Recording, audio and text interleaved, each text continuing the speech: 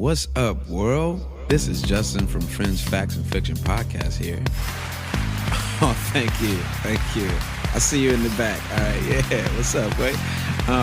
Anyway, have you ever, thought about doing your own podcast or maybe like listening to new podcasts? Well, Anchor FM helped us out a lot, and let me tell you about it. It's a free app. It makes podcasting super easy. You can record and edit your podcast from your phone or computer using this app, and they also distribute your podcast all over, like Spotify, Apple, Google.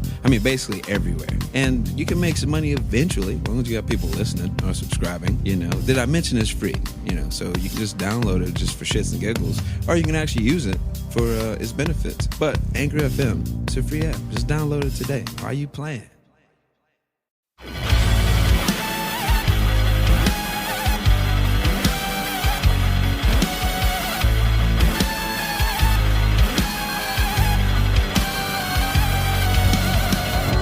Hello and welcome to another episode of Friends, Facts, and Fiction.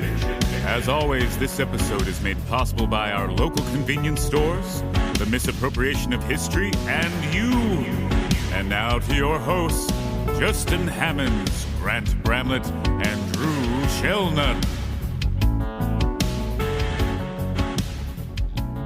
What's up? What's happening, world? This is Friends, Facts, and Fiction podcast, episode 13, continuing the Blackout series, and it's probably the last episode of the first season. As you know, the next season is going to be Where the World is Friends, Facts, and Fiction, and we'll dive into that soon. But today, we're going to finish out this Blackout episode, and today we have the legendary, most honorable, my boy Uri's in the building right now. You know what I'm saying? What's good with you? Everything's good, man. Thanks for the introduction. Let me say something. I don't have any money for you, but I appreciate it. That's great. Hey, respect this guy to the utmost, man. Legend. If you know the name, you know the name, man. We played shows together. We've been in this music biz for a long time. He's been in it longer than me, but a legend, man. In my eyes, OG. You know what I mean? Utmost respect to you, bro. Thank you, sir. Likewise, for sure. Yeah. And, I'm Justin Hammonds, you know what I mean? And my boy Drew Shellnuts over here. How's it going? And my boy Grant Bramlett's over here. Hey, everybody. And they still out here repping this short sleeve button up mafia, bro. But tracksuit season is coming, bro. That's right. right. You need to tighten up on that. But like I say, it's Blackout series, so we're going to dive straight into these hot facts. G, you want to kick this off? Yeah, so just kind of picking up where we left off last time, so we'll just jump into the 1940s in Detroit. They offered black Americans a job with quote-unquote real wages, but it was the garbage-ass jobs. They were shit jobs, man. Like working in foundries and everything like that. And, bottom of the barrel pay and quality of work and everything like that. And they're pouring hot steel all day, basically, to mold the parts for these cars. Right. Yeah. But the crazy thing is that still sparked issues with the white workers in the automotive industry. Kind of like to think about modern day with the whole, they took our jobs kind of a thought process, Yeah. And the thing is, the jobs they didn't want anyway. Yeah. They just mad that they got jobs in the first place. Yeah. And that's the mentality still around. All right, let's go ahead, bro. Right. And then to basically make matters worse, because of World War II, these construction and automotive assembly lines turned into making bomber planes. And FDR, out of necessity, forced a desegregated labor force to be able to produce them quickly enough, making that tension so much worse. Oh, yeah. And keep in mind that white Northerners during this time period were almost as racist as white Southerners. And a lot of white Southerners were moving up to get jobs because the agricultural industry. There we go. Rock with it now. Lock it in. Just took a shit in the bed because they didn't have free labor anymore. Yeah, exactly. Yeah. They didn't have backs to put the work on. So now it's move up north, where these black people have found safety from they crazy asses, and now they're instigating more shit with the Northerners towards blacks, which in turn causes basically a red summer kind of kicked off. The race war of 43. Started with white people coming into black neighborhoods and beating the fuck out of them. Yeah. Literally, that's exactly how that started. It was a 2-day riot. It killed 24 black Americans. and more than half of them were killed by the Detroit police. Yeah, it's the idea of like the white people ain't doing wrong. The white people are doing this because the black people did something wrong. When it's nothing they did but live and try to strive. You know what I mean? Like it's. But I mean, honestly, instead of like retaliating or whatever you want to say about it, most Black Americans around that time, they just ended up enlisting in the military. Hundreds of thousands, actually. And the main idea was to prove their worth as American citizens. You know, think about the fact that Black individuals fought in every American war since the Revolution, having the idea that they would gain some respect for them as a people, or at least the citizenship guaranteed to them in the Declaration of Independence, you know? Mm-hmm. And by World War II, servicemen and leaders decided they would finally force the American government to make good on that promise. Yeah, well, the dopest part about that is the Double V organization that started up, which is a dope symbol. I'm thinking about getting tattooed on me because it's that gangster. But it's basically saying victory over Hitler and fascism will equal victory in their homeland at the same time. So it's a double victory. And it made them give like a higher sense of themselves in the war, saying like, we got this. We're fully capable of doing this, and you need to recognize that we can do this shit. And if you can't see that, we're going to keep rocking anyway. You know what I'm saying? That was the Double V organization, which shout outs to them, they're gangsters. Yeah. And so, I mean, like, you know, that fight against Jim Crow overseas easily became a fight against Jim Crow back at home, you know? And a good example of how badly this thought could backfire due to white racists in America is a little story about an Army Sergeant Isaac Woodard. Man, this is fucked up. After getting back from the war, he boarded a bus in Augusta, Georgia in 1946 and asked if he could stop to use the restroom. In full uniform, at a routine stop. Full garb, as I just got back from the war. Yeah. I'm a war veteran out here, bro. A sergeant, man, you know? And the bus driver just cussed him out and said no. And Woodard demanded respect because of the man that he is. Yeah, of course. Mm-hmm. And I just fought in World War II for your ass. Yeah. You feel me? Like, and just the response to simply just saying, you should respect me, I just fought for this country. The very next stop, when they got into town, there were 2 cops already waiting for him to take him to jail. That's sort of the typical attitude that I've been Black my entire life. Really? Me too, man. It's crazy. Been Black my entire life, man. And, you know, I wasn't there for those types of things, but historically speaking, when you look at things like that, and you look at how this country was built, the Negro plight or the Black people plight has kind of been developed out of necessity. Right. Meaning, okay, we need you to do some labor that we don't want to do, so you can come pick our cotton. Yeah. All right, cool. We don't have enough people to go and fight in this war, so we'll send. You can enlist. Go ahead. Yeah. You know, hopefully some of you all would die in the process. Exactly. You know, and then you come back and say, the Civil War was full of that. They absolutely. Just like put all the free Black people out there first. That is what you kind of see with it. You know, that's one of the first things. Mm-hmm. The automotive industry is an industry that, unfortunately, I am skilled in. I went to school to learn how to work on cars. Yeah. And I've seen firsthand how the color of your skin could be a barrier in going into that mix and actually coming out or going as far as you possibly could with that. Yeah, that's kind of how I left and got into music, honestly. Yeah. That's real. You found the glass ceiling, basically. Oh, yeah, that was a cap. Yeah. That was a cap for me. I had gotten to a certain place and they brought another guy in, moved him above me, and then dropped me down. I'll never forget the fucking day I realized it was time for me to go. I was fucking working. You work on commission in this industry. Yeah, everything's commission. You have turn hours. Right. So with that being said, I was working, and the guy that they had put above me, he turned and asked me a fucking question. I was like, "Yo, man, the answers in those manuals back there. Mm-hmm. You know, get the fucking buck. Yeah, exactly. You know, they just brought you in, put you above me. You shouldn't be asking me questions. Exactly. I should be asking you questions, motherfucker. So after that, we have a fucking meeting. Like, we're all a team here, guys. Nah, we were a fucking team last week when you demoted me. Yeah, exactly. You know what I'm saying? Like, what the fuck are you talking about? Right? So after that, that's how I got out of that. But to go back to what y'all was saying, you know, it's a weird thing to see how Black people are moved through these types of situations. Yeah. Like we were talking about, this guy has just gone to a war, kept his life, made it back. Yeah. And the war was fought for a country where he lived, and he came back, and he couldn't even fucking use the bathroom. Right. Yeah. That's kind of the type of fabric that we still deal with to this day. Oh yeah, it's stitched in. Really bro. fucking weird, man. You know, like you hate to see that kind of shit. Yeah, of course, bro. It's horrible. It's ridiculous. Crazy. I mean, the guy, they literally, when they stopped, the 2 officers assaulted him on sight, bro. Right. And they took the nightsticks and shoved them in his eyes. He was blinded the rest of his life, bro. It's sickening. They blinded him. He was on 27 sight. years old. Yeah. 27. 27. And just fought in the war. The last thing he's seen was war and discrimination. That's the last thing he's actually seen with his eyes, bro. Yeah. It's fucking crazy. Orson Welles covered it, and it like caused mass hysteria in the country because Orson Welles did the whole fucking War of the Worlds bullshit. Yeah.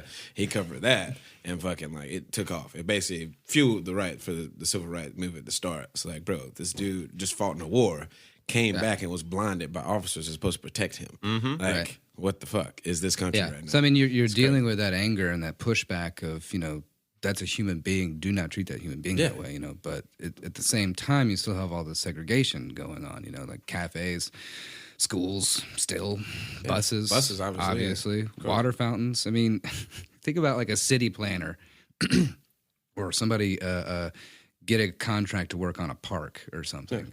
They run 2 water lines and purposefully put a shittier one in place for black people. Say only blacks. To use. I mean, that's. You're going out of your way to be a shithead. Yeah. You know? Yeah. Bro. Crazy. It was widely accepted back then. I mean, like, there's live interviews, bro, from the 50s. You can look up right now, black and white interviews of white people literally being like, nah, we don't want these niggas moving in here. Yeah. Like, live on TV, no bleeps, nothing. Like, straight up, like, we don't want these niggas moving in our neighborhood. I mean, like they would literally say the haircut shit. and the nice dress and the 2 kids standing behind her, Yeah. dropping inwards. The pompadour. You know? Yeah, with the pompadour. That fucking pompadour hairdo, man. God damn. Yeah. With the cuff sleeves, with the cigarette pack in the sleeve and shit. Yeah, exactly. You already know what's up. Motherfucking greasers out here, racist as hell. That shit's But crazy. it's wild, and I mean that type of shit is still going on. But they don't use the N word no more. They say African American or troubled youth. You know. Dangerous teens type shit. You know, they use different words to make it seem like it's not basically saying we don't like y'all niggas. It's just a little more subtle now. It's not subtle, man. It's true. It's not. They think it is. When you look at the fucking news, it's almost as if you can basically tell who committed the crime by how they describe who it was. Yeah. Exactly. Exactly. Like it's you know, it's fucking wild. good people.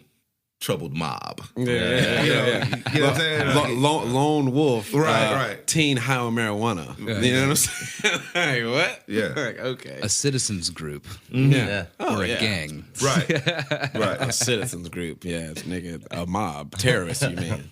Actually, actor and singer Paul Robeson. Okay. Ooh. He utilized his fame to start combating the blatant racism occurring in the U.S. Took a petition. We charge genocide, the crime of government against Negro people. So he took a genocide case to the United Nations. Yeah. Yeah. He took it to the UN, gangster. stating that black people were pushed into terrible situations and the federal and state governments were doing nothing about it. Yeah, I mean, which facts, was big pretty facts. fucking true. Yeah. You know? I don't know if they were doing nothing. I think they were perpetuating it. Yeah, exactly. Yeah. You know, Yeah. there's cases of where They were doing nothing government- to stop it. They were doing nothing to Yeah, stop exactly. it. Yeah, let's call it what it was, Yeah, because exactly. if you look at it, there are cases where the CIA, I think Martin Luther King's family won a civil suit versus the U.S. government regarding his death. Yeah. Malcolm X Yeah. regarding his death. Right. Huey P. Newton, which those people never pursued a civil case versus them because they knew they wouldn't win. Yeah. But in so many cases, you would see where the government's hand was actually fucking involved. Yeah. Oh, yeah. With all the- Destructuring these types of groups. Yeah. With all the death that happened in the 60s, bro, to all the leaders. Right. CIA was in the middle of In every the one mix. of them, bro. In the Everyone. mix. CIA and FBI was in the In mix. the mix. Every one of them, bro. Well, the economic deprivations were just as destructive as the overt policies placed by Hitler against the Jews. Yeah. All of basically this- what he was saying. Like, Yeah, exactly. I mean, all of this is badass, but it's important to note that he thought thought a communist revolution was the only way to solve racial discrimination in America. yeah. Which, you know, had to absolutely terrify and enrage the average American citizen or white people. person. Yeah, you know, Yeah. you know. I like this guy. That's it. Go. So most other black leaders disagreed, feeling they needed to represent, as a good patriotic American.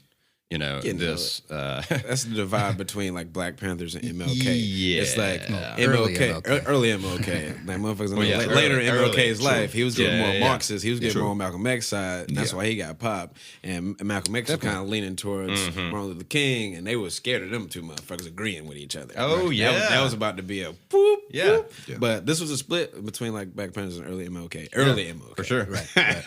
And then in 1954, you have Brown versus the Board of Education. Which is great. But many places, especially the South, flat out refused to do so.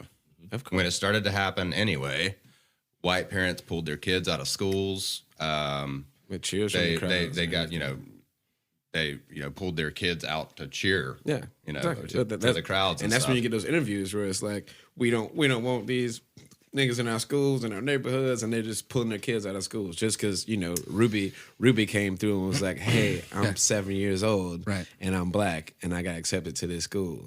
Shouts out to Ruby; she's still alive, by the way. Cheers. Yeah, it's crazy. Well, and then we have this one voice here that I've been so propagated to throw to you guys to let y'all know. Drew has been assigned to voice George Wallace and a KKK member. Yeah, because he has the best Southern accent. That's fucking great. So here we go. This is George Wallace of Alabama. Alabama. I'll tell you what. In the name of greatest people that have ever trod this earth, I draw the line in the dust and toss the gauntlet before the feet of tyranny. And I say segregation now, segregation tomorrow, and segregation forever. Cue cheers of lots and lots of white people. Yeah, straight up. I mean, and it's kind of like Folkboy Pizarro when he was like, I draw a line in the sand. Yeah. And actually drew a line in the sand. He drew a line in the sand. But that's the whole difference. So, and it took the National Guard to come in and shut this racist bigot piece of shit up. Yeah.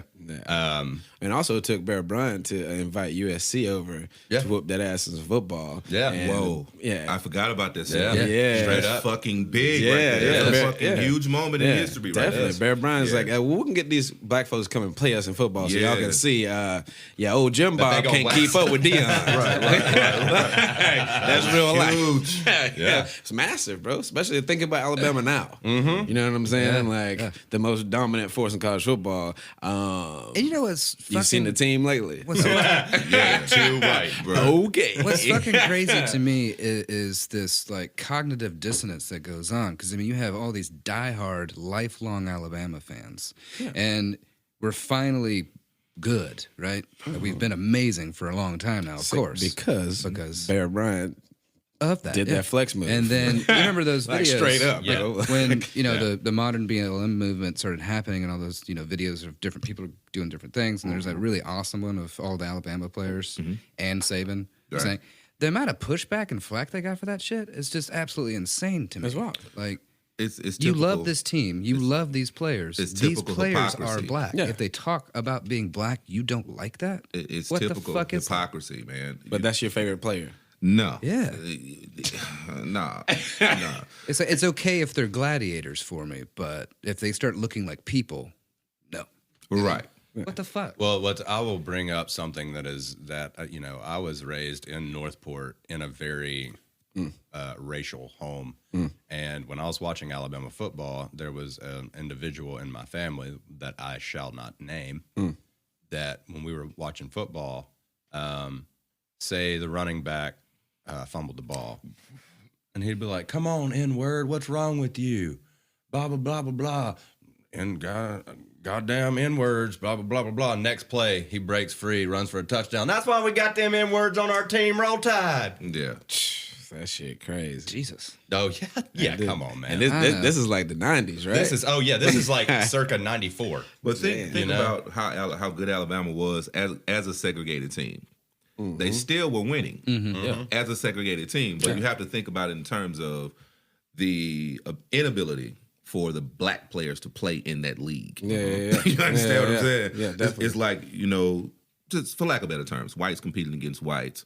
It's different. You understand what I'm saying? It's kind of like girls basketball. Not to sound sexist, but if you put dudes on the team too, it changes the game. Yeah. You understand what I'm saying? Like co-ed basketball, all girls team versus a mixed team. Yeah. You got a different thing. Oh, you got a different vibe for sure. Yeah, it's a different vibe. Yeah, definitely. But this fucked up situation with George Wallace at Bama, it was just fuck that guy. Yeah. And fuck anything that's named after him. Yeah. Because they got a lot of that shit going on still. Yeah, But, they do. All that kind of led up to the Montgomery bus boycott. In 1955, the Montgomery bus boycott. You know, Shout out to Richard Allen from the past episodes we talked about. Right. But yeah.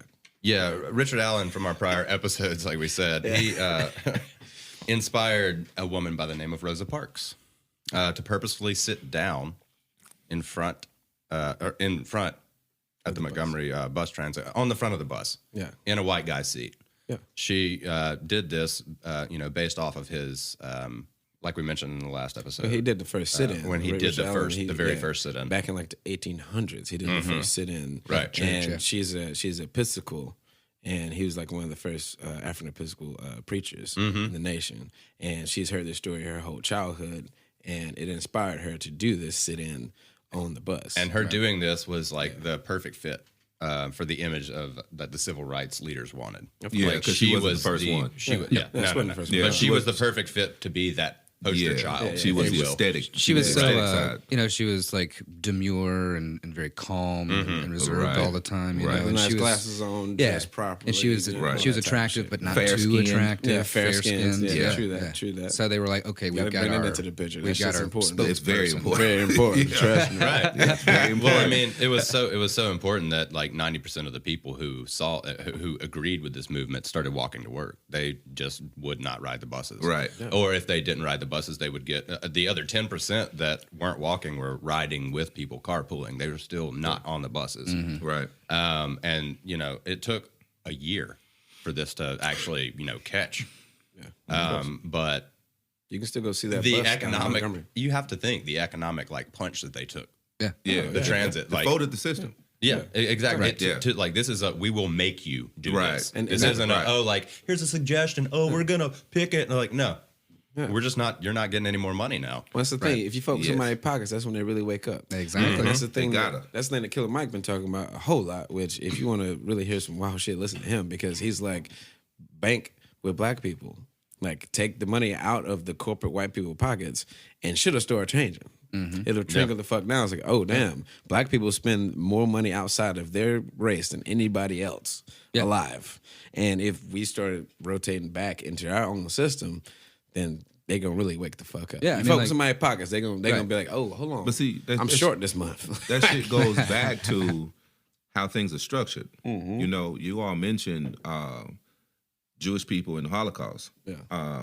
They have set up an infrastructure for themselves. Yeah, exactly. You see what I'm saying? Yeah, you don't to have build themselves back up. Yeah, you don't have anything like Chinatown for black people. Exactly. You understand what I'm saying? Yeah. You don't have anything that is run by, for, and purposely done that way by black people. Well, in the times that we did do it, they terrorized it and bombed it and tore it down. And that was my next point. Yeah, right. You know what I'm saying? Like, See, that's I how don't much know they really why hate us, bro. It's crazy. That type of infrastructure for black people is always treated that way. Yeah, all the time. Anytime that black people develop their own type of ecosystem, just say lack of better words, it's always targeted for some reason.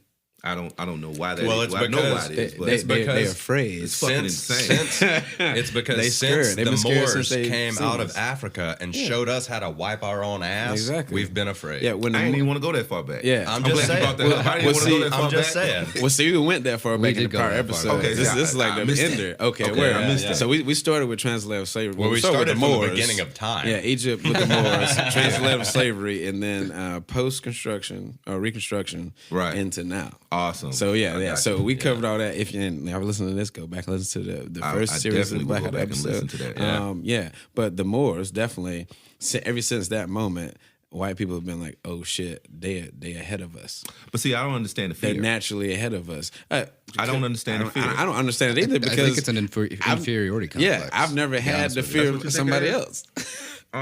I don't know, man. Because That's the best I can come up with. anytime black people have had any type of power, they've never retaliated against anyone. Yeah, You understand what I'm saying? it's like I've heard somebody it's like we compare- cool over here. Yeah. We good. Well, y'all need some help. We help y'all out. Even. Fear comes from, in this instance, I think, what's the word? Insecurity. Mm-hmm. Okay. Because, we get, calculus and, algebra and trigonometry from the Moors, hygiene from the Africans. Stop so fucking they came sheep, with all this intelligence and know-how that we were still, picking our ass with a twig and come in and just drop all this knowledge, and they're like, oh shit. Oppress. Honestly, it's the fear of insecurity that you're not the one that's better at, and not better or whatever, that knows all this, that came up with all this, that is propagating these truths to you. Yeah. And they felt they needed to hide that from the rest of the world. Mm-hmm. Because, back then the civilians of places didn't realize certain things. We're talking about, illiterate majority of the world. Right. Information didn't travel. The higher ups went, oh, fuck. Yeah. But they didn't realize that, like you just said, the Moors and the black tribes and stuff that came, they weren't trying to fight people. No. They were just trying to spread knowledge and help people out. Right. And so when they got retaliated against and ultimately defeated, they weren't the entire time. They were just trying to help people the fuck out. Yeah. Right. And for some reason, I guess that's where White Devil came from. Damn it. Guys. The single most... What the fuck wrong with you? The greatest single most invention by white people is gunpowder and guns. Oh, yeah. You understand what I'm saying? Yeah. That right there is what led to... everything, bro. The climb to the top. Yeah, everything. Because every country or every group of people that have been encountered by white people have been killed, pillaged, and dispersed. Yeah. Every fucking one. Yeah. If you go back to the African people, you go back to the Native Americans, you go back to every group of fucking people that have encountered white people. Well, that's what we were talking about this before you got here about, how we were essentially in like a 20-year terrorist kind of a war deal. When actually we're not, because it goes back to back with the Crusades when they went in and fucked with the Middle East, and the Middle East was like, no, and that has happened since then. We can literally trace it back to that old year they like to celebrate, 1492. That's when all this shit, to this day, we still dealing with motherfuckers like that. That's that boy, mentality. that fuck boy, Christopher Columbus. Right. Let's just go take shit and claim that they're savages or they're terrorists or whatever they are. Propaganda, so we can bro. take their shit and That's other propaganda. people won't get mad at us for doing it. We'll just call it ours. That's what they're doing right now. Propaganda. 100%. For this fucking Nazi. Never mind. Anyway, so, we're gonna slide back in there. Yeah, let's slide up out of there.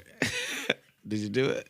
All right. That's good. Right. That's good. So, with her winning this, at 26, Malcolm, I'm getting ahead of myself. Martin Luther King, at 26, becomes the leader of this, a spokesperson, not leader of this movement. Right. So, and they won, obviously. And we moved to Nashville from there. Nashville, Tennessee. To the sit-ins. Yeah, to the homie John Lewis. Yeah. Respect and love. Rest in peace, brother. Yes, sir. Rest in power. And hey, mama, we mentioned John Lewis. I love you. Okay. I actually did want to spend a little bit of time on him, so I wrote in all that. Yeah, go in there, man. Because he basically started the sit-ins because of the motherfucking United Daughters of Confederacy, which we covered in the prior episodes. They started in Nashville. They started in Nashville as well. You think about it, Andrew Jackson in Nashville, fucking United Daughters of Confederacy in Nashville, and then John Lewis. Oh, side note. Sorry. You know what I'm saying? I did hear, Carolyn actually told me yesterday, there was a Confederate statue that had been fought by the local white community somewhere along the hurricane path this last week. It got knocked down. And they were like, they had fought for it to be, to stand, and it stood, and the hurricane came through and knocked it the fuck down. Yes, Like, isn't that ironic? Yeah, yeah, and, right. and then it's that constant. It was an Eddie Griffin joke where he's like, "You ever realize that every hurricane, tropical storm, kind of starts on that transatlantic slave trade route? It's like an old African spirit coming to them ports and fucking them up. You know what I mean? Like, come on. But That's anyway, true, we let that sizzle in your spirit. But yeah. I didn't know a ton about John Lewis, and He's a gangster, so man. just wanted to kind of give a quick rundown of this fucking badass his life. So he was one of the big six leaders of the groups who organized the 1963 March on Washington. He fulfilled many key roles in the civil rights movement and its actions to end legalized racial segregation in the United States. In 1965, he led the first of the three Selma to Montgomery marches. Yeah, before MLK, John Lewis was leading that up. Exactly. Yeah, people don't realize that. They did that multiple times before the Million Man March. They like to personify today. Yep. Yeah. Because that one was televised. The last one was the one that was televised. Of you know? course. One of those marches, I mean, he got hit in the head so hard by a police officer that he thought he was going to die. And they put their life on the line because literally once they crossed that bridge, it was cops, dogs, everything. Wait, and they knew this. 3 times in a row, they knew that shit was happening, bro. Of course. And they was like, we out here. We're going to keep doing it. It's stand the ground or die a coward. What you going to do? Yeah. You feel me? I drove over that bridge after dropping my friend off to be deployed to Afghanistan. Yeah. Drove back over that bridge. I went through Selma. For some reason, I just was like, I'm not going to go 82 back. I'm going to go. Feel the vibes, man. So I drive. It's vibey. It's weird going through Selma. I hit the during fucking daytime, bridge. Though. Nighttime. Like, it's I just hit the weird. bridge in my vehicle, and the hairs just stood up on my fucking arms. And like, I just got this sense of like, ooh, fuck. Yeah. This is you can real. You can right feel that now. vibe. Like this is, and it's so depressing and unfortunate. The surrounding area, But it's a picture of the old South, pretty much. It Once you looks get up to so- Selma, it looks it's- old South, fucking like a sundown town vibe. Trying to hold on. Yeah, exactly. Yeah, Sun, just sundown town shit's vibes, changing. like for real. You know what I'm saying? Yeah. And you're gonna run into a lot of places like that that are gonna be dilapidated because they're trying to hold on to an old infrastructure that doesn't exist anymore. exactly. You understand what I'm The saying? old town square vibe. That shit's The dead, fucking, man. like, you got to move on. Yeah, Your economy's about to die. Ain't nobody going to live there. You bro. have Come on. two options because change is inevitable, right? Yes, sir. So either you approach it with fear and anger and try and combat against it, or you just get excited that the change that's happening might end up being better for everybody. You know Yeah. what I mean? Well, that kind of seems like the 2-party system that we have in our That's country. exactly right what now. I'm talking about. Right. I mean, they don't want it better for everybody. They're trying to protect the ideology of a small few amount of people. Yeah. Right. And the rest of the world is screaming, let's not do that. And they're wanting to continue to hold on to that. Yeah. Which is understandable if I put myself in their shoes.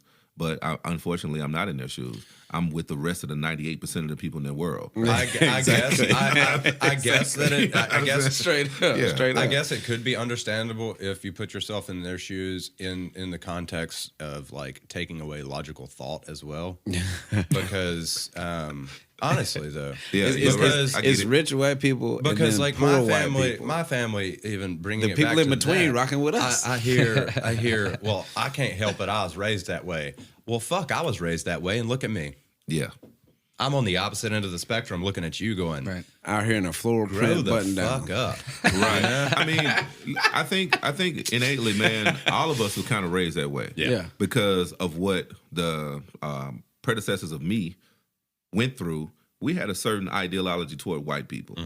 But, you know, through the greatness of music and just living life, I've learned to realize that things are not necessarily that way for everyone. Exactly. You know, it's almost like if you see all white people are bad because this is what happened. No, there were a few white people that were doing a lot of shit. You understand what I'm saying? Right. And I still have apprehensions about people that wear uniforms and things like this as far as, you know, cops and this things are concerned because of what you see taking place. Yeah. But I've also seen, here's a historical fact here. Oh, My grandmother's brother was the first black police officer in Tuscaloosa. Awesome. that's gangster. Yeah. wow. Roll damn tide. Yeah, so it's hard for me to say that all cops are bad, Right. Of course. knowing that, There's good cops out there. yeah, exactly. You see what I'm saying? So, bro, some of the dopest people I've met, actually, 2 dope people I've met have been police officers, and one of them is Sergeant Peppers. Shout out to you if you're listening. Sergeant Peppers is a white dude in Nashville, and he will not take a promotion because his fucking name is Sergeant Peppers. Yeah. He has to be. He has to be white Which is with that amazing. name too. He's white as- He's a fucking beetle. He's white as hell, bro. He's white as hell. He literally, how's it going, man? How you doing, man? You doing okay? Like, he's one of those cats, Yeah, but he's yeah. cool as fuck. But like, literally, like, he's awesome. I let him know that me and my grandmother used to collect coins together. Like, that was her big thing, and I was with her doing that. And he literally popped up one day at the job, bro, with Frederick Douglass collective commemorative coins that he spent like $80 on just to give to me, bro. That's awesome. You feel what I'm saying? Yeah. Like we had hella conversations, like, you know, not to incriminate, but he's followed me home in some situations before, like to make sure I didn't get fucked with. You know what I mean? Like that type of shit. And then there's one cop from back home. I can't remember his name, but like he pretty much saved my life one night on some like being a teenager, being drunk, driving and shit. Yeah. Which, sorry, mama, I was doing that. But anyway, but yeah, for me as well, it's like I can tell just off the demeanor of me being, like you say, black my whole life. Right. I can tell when a cop, it's a certain look, man. You can just tell when they got certain intentions with the look in their eye. Like the situation I'm going through right now with this DUI situation I'm working with right now. That cop, when I seen his face, I already knew what was up. Yeah. So I instantly got space from him. Like, and he still attacked me and threw me to the ground in my front fucking yard. You know what I'm saying? Like it's like I seen it. I seen it. You feel me? I seen it. It's just vibe, man. You can really tell, man. Like honestly. So not all cops are bad, but a few bad apples kind of makes the organization fucked. Well, it also you know what I'm saying? Like they put it, you fit a profile. Yeah, exactly. Oh, exactly. Yeah. Well, and there's also this, and I'm driving a Mercedes, so they already hate that shit anyway. This that's rough. That You know what I'm saying? That statement that no person in a relationship wants to hear is, "I only know what you show me." Yeah. You know, Right. Yeah, that's And real. like, That oh is- shit, all right. But that bleeds over to everything. Everything bleeds over to everything. If you don't know this, True. But yeah, that we all in this together vibe is something that people should realize. Like we all going through the same economic struggles, the same fucking like trying to get to the top. Everybody is grinding and working. Like, why can't you just accept somebody else's plight? Yep. You know But what I'm some saying? of us don't have those struggles. Yeah, exactly. You understand what I'm It's saying? facts, Like big when facts. this country was beginning to be colonized, they divvied the land sightings up to certain families. Oh yeah, oh yeah. And these definitely. families are still fucking profiting from the death of the Native Americans. And that's You understand what I'm saying? That's one of those situations. And then we come out here and we try to buy a home, and it's like the interest rates are higher. Can't get no loan from the bank. Can't get a loan from the bank. The systemic thing is still going on. because- So of it's two course. sides to that. You know, you got some people that are saying, I'm good. The government gave me this right here.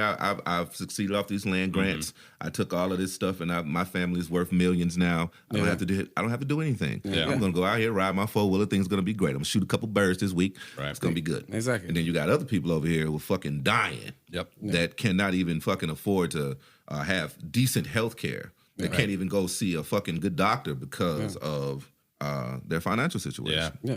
And systemic oppression, honestly. Think about how ironic this is. Kids are being taken out of homes because of poverty. Then they're put into other homes, and those people are given money. Yeah. Yeah.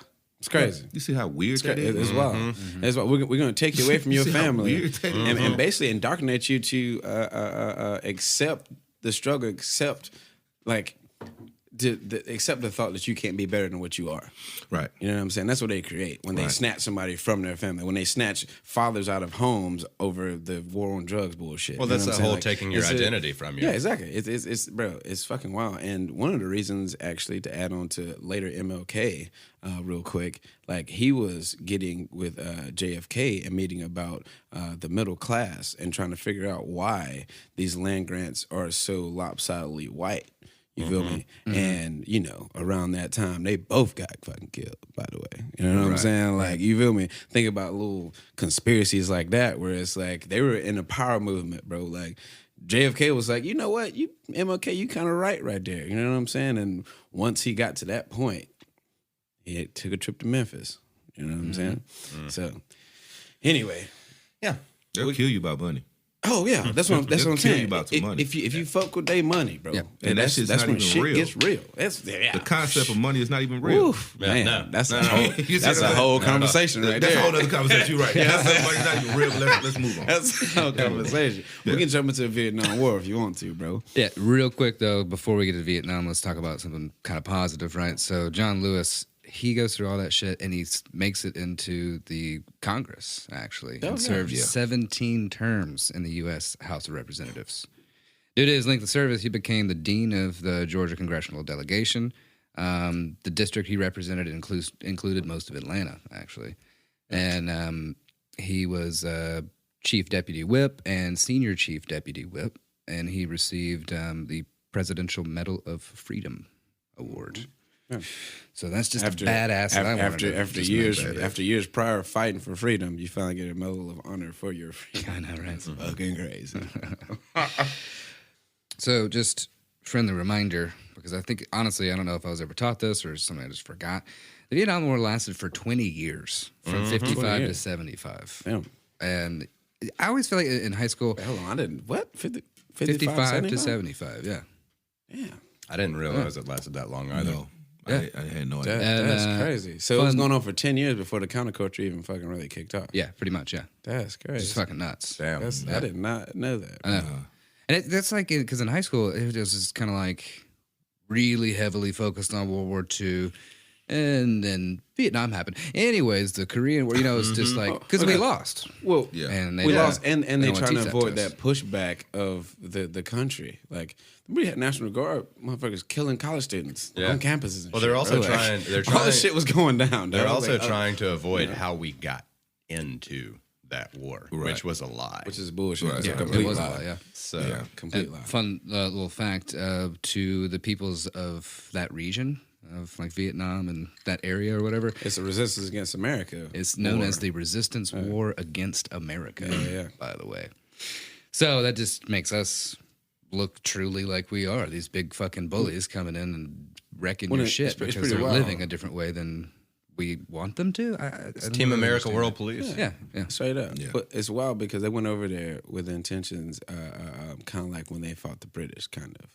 And the Viet Cong were fighting like they fought the British in the bush, not seen, popping up on your ass while you sleeping. Yeah, What's guerrilla up? warfare. Like, they were out there thugging like they did to basically start this fucking country we call America. I know. They were fighting the same way. Yeah, It's fucking, that's the irony there. But anyway.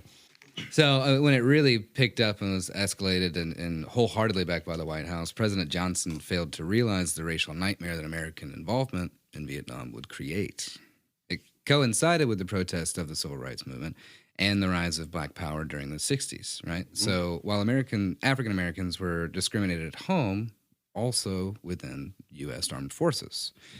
So the effects of Black Power movement and the impact of the Civil Rights struggle and the resurgence of Black subculture style had been transferred into the war zone, and so we're gonna like go through, just stay in Vietnam, and then we'll pop back to America, later on, anyways.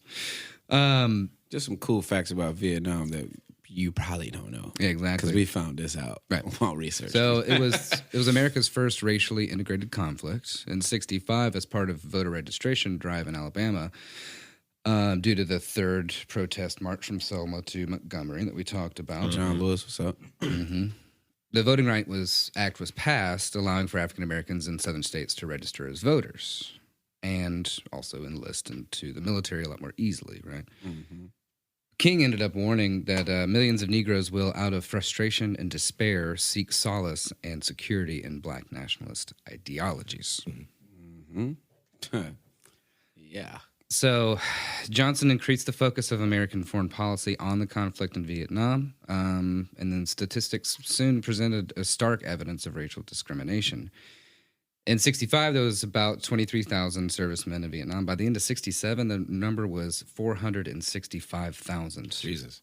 That's crazy, bro. Qualification standards were lowered. It's a wild number because that was the amount of slaves from Africa. It was actually. That is exactly 400,000 and some change. Yeah, it was. Straight from Africa to... Yeah, that's crazy. I just had to...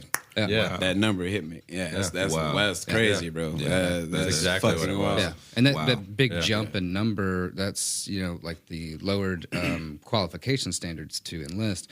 So you have Black Americans enlisting, and then, ironically, racist, poor whites from the South. You said lowered qualifications to enlist. Yeah. They did that for Black people to be able to get in. Yeah. Okay. Because the schooling was completely fucking different. Like schooling was still lopsided because it was still segregated schools. Right. So I think it was like the literacy test and everything. Compound effect. It was taken out of bad education. Yeah, right. Yeah. Gotcha. The literacy test was kind of taken out of the enlistment, I guess, and it allowed for not only like miseducated black people, but dumbass white people too. Yeah. So like, if the fluctuation of like more black people, also more racist white people at the same time can enlist. I got you know what I'm saying? And Like, they're fighting side by side. I asked to just show the compound effect of poor education. Yeah. exactly. I get why they would yeah. do it, but I just course. thought that was a cool point to kind of bring out. Yeah. See these facts out here. Yeah. So, I mean, to hit you with some numbers, 41% of the enlisted servicemen were black, and black Americans represented only 11% of the U.S. population. That's fucking crazy. 58,000 of them lost their lives. Kind of sounds like prison percentage, by the way. Yes, it does. These numbers are wildly coinciding with a lot of shit. Yeah. Anyway, So if it's not a blatant red flag of pay attention, then I don't know what the fuck is. Right. And black draft boards, were themselves were by their nature divisively discriminatory. Jack Helms was a member of the Louisiana draft board, and he was a grand fucking wizard in the Ku Klux Klan. so the leader of the Klan is going to enlist you to go to war. Who you think he going for? Black people Who you think he trying to bull in? to go die. To go, yeah. 100%. Basically, in his mind, he's trying to do like a mini genocide. Like, oh, every black person in Louisiana, come let's go fight for your country. Well, those rumors started Straight circulating at the time. It's a lot easier to look back at history and say, oh, that was fucked up, and that's how that happened. But to see it and happening, it's got to be kind of blatant. In real time, you know this motherfucker. Anyway, I would imagine any platoon he enlisted was put on the front line. oh yeah, know what I mean? exactly. Definitely. And that's easy documented. Definitely. So Definitely. this jackass, and sorry, Drew, goes back to the Civil War. So, My sorry, guy. Drew, I'm going to make you read another quote Yeah. by our buddy Jack Helms. He described the NAACP as A communist-inspired, antichrist, sex-perverted, and tennis short beatniks. Yeah. That's a group of tennis short beatniks, not just tennis short beatniks. Them damn beatniks is a group. And back in them days, like the whole tennis short thing was like a sex perversion, like basically saying they were very promiscuous, and Shut up. It was a different. The South got all kind of like weird insults that kind of sound like, what was that? Yeah. It was an insult. So, Yeah. which is kind of funny. I mean, The whole bless your heart thing. You feel me? Yeah. We all know that. I say that with love in my heart. Bless his heart. Bless his heart. Tennis short Greek looking motherfucker. If you're from the South, you already know what the fuck that. Anyway, yeah. but, Justin, you're totally right. This is just another form of genocide, right? Yeah, And absolutely. and the fact that money was being pumped into Vietnam instead of poor black communities in America, the groups like Black Panthers and everything like that, they're really starting to ramp up, all of these ideas and unify and everything. And it's truly, truly wonderful thing. Like they should. It also causes division in the black community because, like you say, with the rise of black empowerment groups like the Black Panthers, what they're saying to the people who have enlisted in the army is, what the fuck are you doing? Yeah. And then the people who are enlisted in the army are saying, what the fuck are you doing? Exactly. So now they're divided because of the two ideologies that they have about their It's the America. MLK versus Malcolm X, almost kind of a mix. Basically. Early MLK Basically. and Early Malcolm X. MLK. Yeah. People And got to early realize they back. lived two different lives. Like They did. they literally lived two lives apiece because Malcolm X was like, fuck all y'all white people, fuck this dumb shit. Then he took a little trip to Africa and was like, wait, Muslims are like multicultural. It's not just, and he came back and he was like, oh, well, maybe we can like come together and have a Marxist type of ideology for America. Right. And that at the same time, MLK was floating towards that idea as well.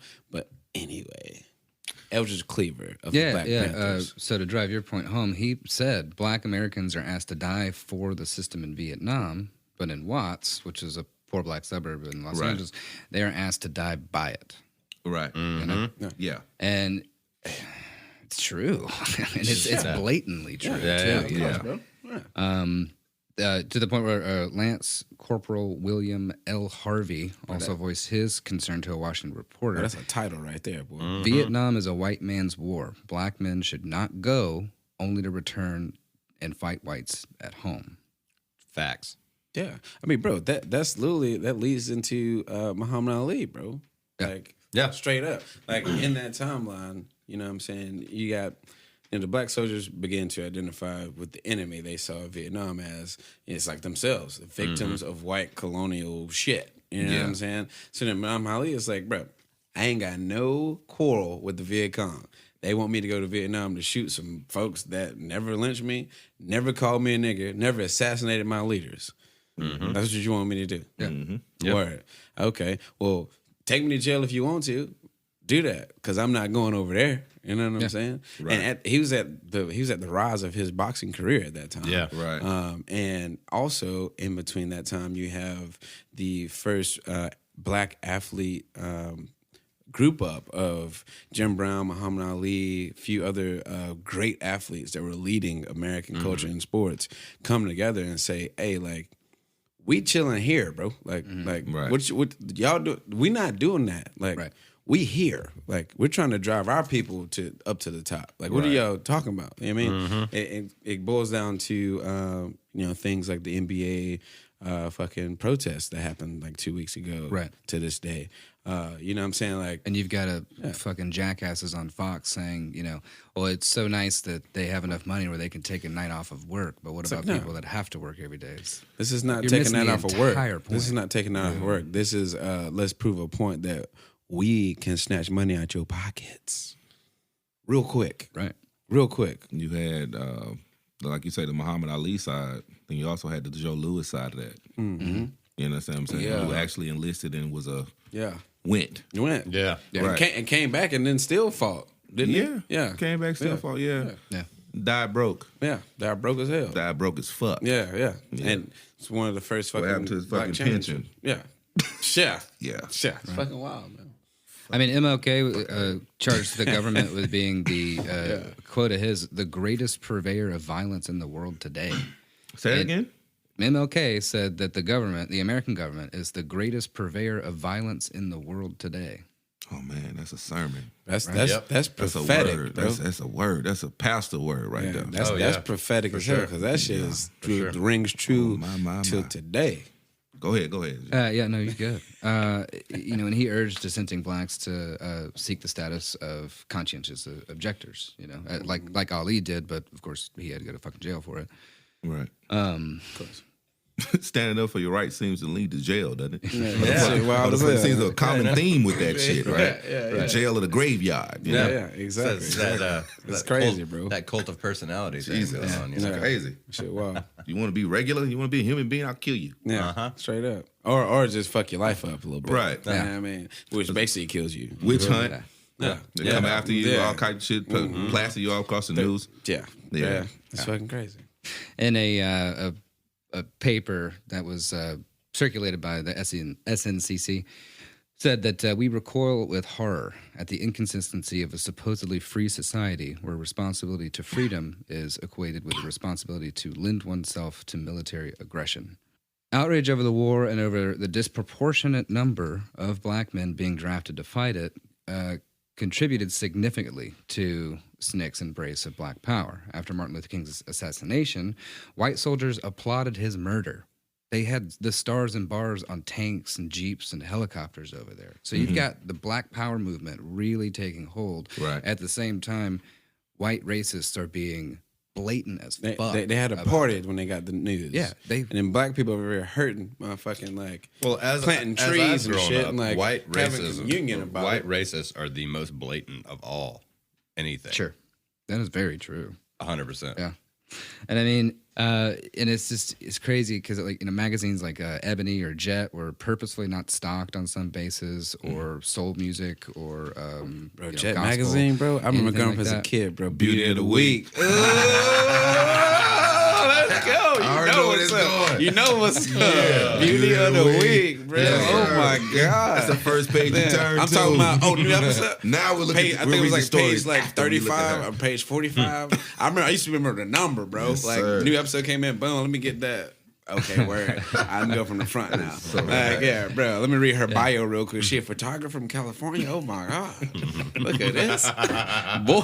Yes, I'm sir. telling you, you know what's up. Jet Magazine, holler at us. We need some ads for y'all. Yeah. Let's go. Yeah, boy. And if you don't know, you didn't have a good childhood. But anyway. So, to bring up what you're talking about with Malcolm X converting to Islam, a lot of other Black Americans are doing the same thing. Of course. And it got to the point It's where because it was empowerment. It was like I never heard anybody talk about us like this. Right. It's a lot to that. Yeah, exactly. It's a lot to that because It's a thin line too, though, because they kind of got into some racist shit, but at the same time, it was empowerment for people, for our people. Yeah. it's strange because the Jesus that we got was contaminated. Mm-hmm. Oh yeah. You understand what I'm saying? It's weird because you're offering me religion and chains. Yeah. At the same time.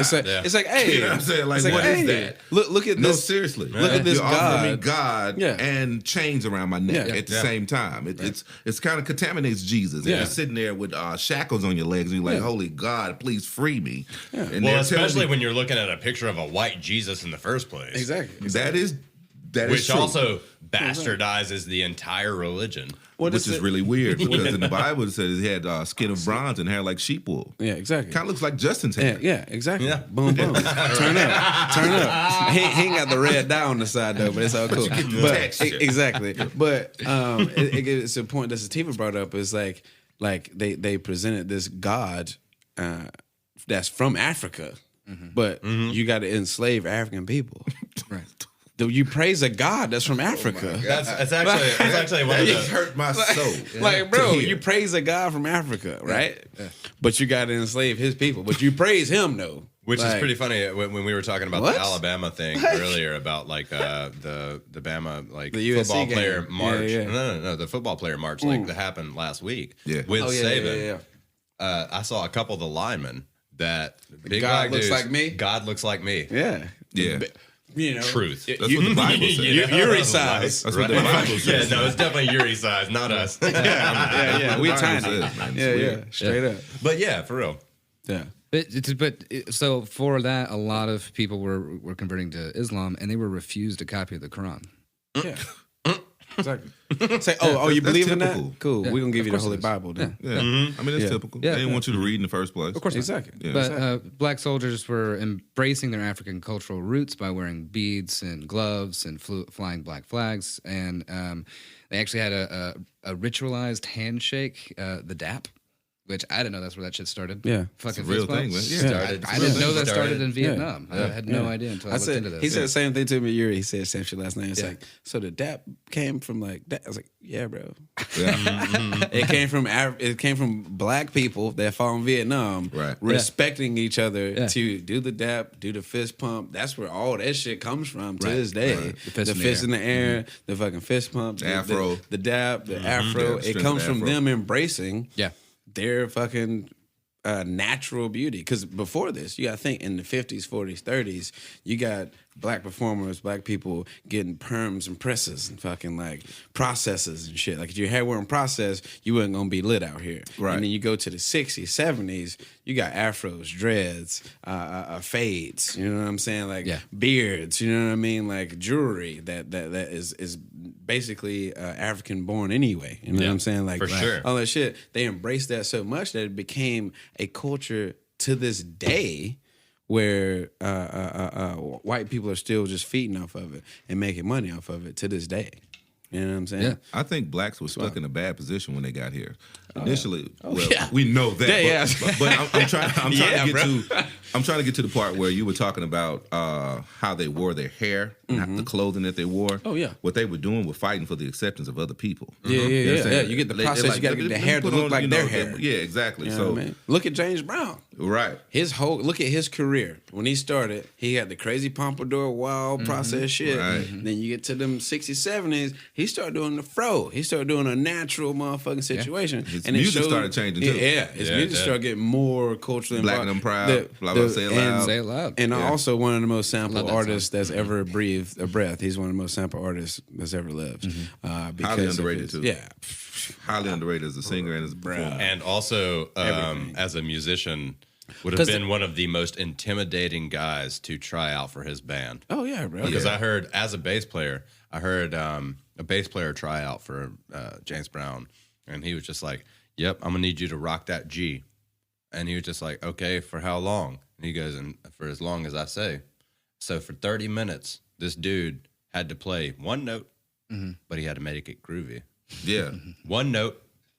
So I mean, you got the whole bass, and to let it to compound. but you have one note, but you got to make it. But to like, that's intimidating. It's fucking also enthralling to me as well. Like to be able to take Collins.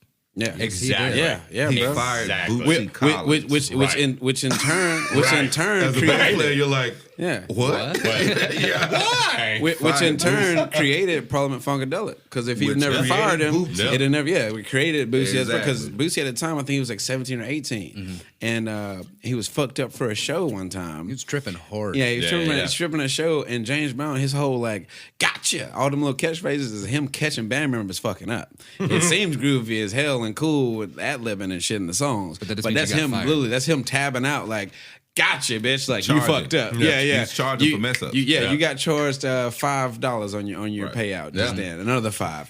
It sounds groovy in the song though, right? It's groovy. It's nice. Bob Marley did the same thing. Yeah, exactly. Yeah, Yeah. that was a story about Bob Marley where a guy was, watch it. It sounds like he's singing, but he's talking to the rest of the guys in the band. Exactly. Yeah. It's like when I would turn around and try to do a dance move and get fucking Pratt's ass from looking in the From the mirror, mirror? playing guitar and a goddamn live at show. the Yellowhammer, because it's a big fucking mirror, and he would just be like, "Yeah, look at my sexy ass." One of the our entire time, one of our just old watching bandmates, himself. bro. Right. He used to like do a guitar solo and he'd just catch a mirror and he'd just look at the mirror on stage at Bo's Bar, bro. Awesome. You know the mirrors they had in the back of Yeah. Bo's Bar. He would just turn around and do a guitar solo, and I would turn around and like do a dance move and kind of be like, "Hey, bro, my guy." Your solo's Come been back. done. Like maybe turn around and look at the crowd and stop your solo because it's going on for 45 seconds and I still got a verse to do in this song. But anyway, it's wild, man. We've been through some wild shit on stages. But yeah, man, the dap came from that. A lot of black culture came from that. Yeah, no, it's really That cool. time Kathleen Cleaver, the wife of Eldridge Cleaver, actually urged black soldiers by saying, "Right inside of the U.S. imperialist beast's army, you are strategically placed to begin the process of destroying him from within." That's real. Yeah. That's real. I mean, well, and I'll go ahead and push this without even us getting paid for it. The Five Bloods on Netflix, Spike Lee joint. You really get to see the camaraderie and brotherhood of black people in Vietnam. You know what I'm saying? And Chadwick Boseman is in that movie. Oh, fuck R.I.P. to the homie, our King T'Challa. But it shows that that beginning of the slang, that beginning of like the vibes of like camaraderie between black men, realizing that like we in this shit together. We all we got. And we got to rock with us. You know what I'm saying? Yeah. I highly advise you to go watch that if you're listening. The Five Bloods by Spike Lee on Netflix. You can get. It's a long ass movie, so you got to settle in. It's not just no throw it on and I'm good in an hour and 30. It's like damn near 3 hours long. But He's known for that. Yeah, exactly. Exactly. Malcolm X. Yeah, exactly. Eternity. You know what I mean? Like, yeah, But it's a exactly. great But movie. you know, Yeah, it is and good, in but the it's so same long. turn, it's So like long. if you're like, oh, he makes why the movie so long. You ever watch the Scorsese film?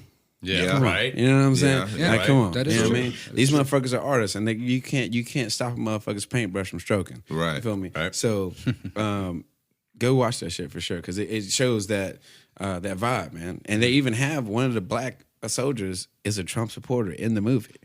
Bruh. And that dynamic is just go watch it because it'll wrap up this whole Vietnam shit for us right now, but also for you in your mind to see what we're talking about with black culture, kind of like, you know, my brother, you know what I mean, this and that, like we in this together, like Jive you know talk. what I mean? Yeah. That fucking like Yeah. the slang that people use to this day, bro. Like you know, to kind of like bastardize that situation. Bling bling.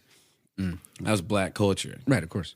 And now you got 80-year-old white men that have Using it only in been commercials. rich, and it's like the bling. We have the bling. So, yeah, bitch. Can we get some money for that? Because you know where that came from, right? You feel me? Like anything we create, they're gonna take a slice out of it, bro. A reporter for Time Magazine actually did a survey of 400 black enlisted men, and that'll finish us up with Vietnam. But I thought it was really fucking cool. 45% said they would use arms to gain their rights when they return to the world, or America. A few boasted that they are smuggling automatic weapons back to the States. 60% agreed that black people should not fight in Vietnam because they have problems back at home. Only 23% replied that blacks should fight in Vietnam, which was actually about the same number as whites. It was like 23% across the board because everybody thought this was a bullshit war at the time. Of course, bro. Because I mean, by the time you got to the 60s, it was like 10 years into that war. It was like, bro, really? We're still doing this bullshit. Really? Like, 64% believe that racial troubles in Vietnam are getting worse. Only 6% thought that they were getting better, just like civilian life, one black Marine said. The white doesn't want to see the black get ahead. 56% said that they used the Black Power salute. Only 1% condemned its use. 55% preferred to eat their meals. Though, that's your Herman Cain's. Yeah, seriously. Anyway. Candace. Yeah. 55% preferred to eat their meals with other blacks. 52% preferred to live in all-black barracks. That's real. Why do you think that is? Because they were fucking hated on all the goddamn time. I mean, what the fuck does a group of people do that are forced to be together? See, it's difficult to communion or organize with other people when you feel like these are the people that'll blow your fucking brains out. Yeah. And leave you swinging in the tree. Right. Yeah. Right. You know, so if I was in a barracks and, you know, this had been going on in the 50s, not to say it's not going on today. Yeah, right. You never know. Yeah, you get what I'm saying. There's still some situations of black women soldiers that go missing and shit. Yeah, that's a whole other thing. Yeah, that's an issue. You feel me? That's a big issue. Yeah, that's a whole different situation. But Yeah. I continue, my brother. Sorry. Yeah, you know, you kind of force them all together, and that's what happens. Yeah. You know, These motherfuckers are armed. They're deadly people. Right. You feel me? And then you get called a certain way. They're saying now that Justin's racist because he wants to eat with only black people. Yeah. When the white people have been hanging Justin. And he's like, well, you know, shit, I better take my chances in here. Yeah. It's not racism, man. It's not. It's a fear. sense of safety. It's a safety. Yeah. It's a safety protocol. You know, Yeah. you don't want to be. It's like, I just want to eat my damn lunch without, you know, maybe getting shit thrown at me. I don't Because they wanna- not telling what's going on in there. I don't They're wanna- probably throwing food at motherfuckers, Exactly. ostracizing people in that barrack. You know what I mean? Like, it's like, come on, bro. I'm going to go chill I'm with my not going to people. throw out too much personal information, but it's the same in jail. Absolutely. Yeah.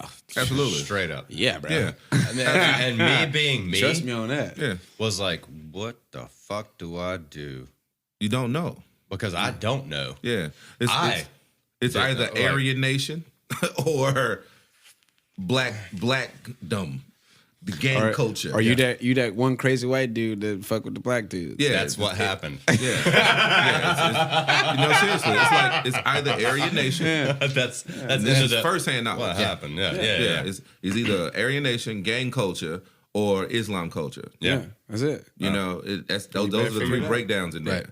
I mean, that's how Malcolm X became Malcolm X, bro. Yep. Like straight up. Right. Legit straight up. That's So how we're Malcolm going X to jump became back into 1963 with Martin Luther King's "I Have a Dream" speech. There you go. So it started in Detroit when he went back up north to fight racism, obviously, and to honor the 20-year anniversary of the Detroit race riot. That we talked about earlier. Right. So there were 25 people there. Or 25. There's 25 people there.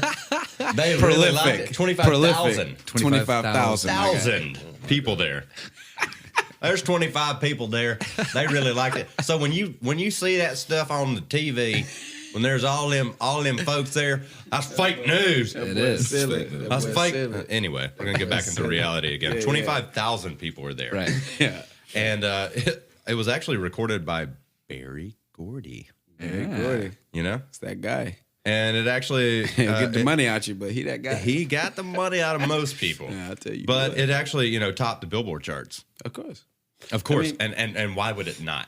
Yeah. But around the same time, Malcolm X was also in Detroit giving a slightly slightly different spin on things. Yeah, this is when they were like on polar opposite sides. There's actually a video on some special I watched, some documentary I watched, where Malcolm X and Martin Luther King are heading a march. And there's a white interviewer like walking with them and asked Dr. King about like, so nonviolence and It's like, nonviolence is the way to go. You know what I mean? Like, And he turned to Malcolm X. It's like, so what do you think about nonviolence? I don't condone it. I don't think it's the right thing to do. And they walking beside each other. But they walking beside each other because you understand this is the precursor to them kind of like, all right, bro, I can see where you're at. I can see where it's also a school of thought of like, it doesn't matter how we get there, we're getting there. Oh, yeah. Oh, we going to get by any means necessary. You know? Them being together is an issue. Boy. Yeah. It's like anything else. You know, just, we touched on the topic earlier of Black Wall Street and all those types of things. Exactly.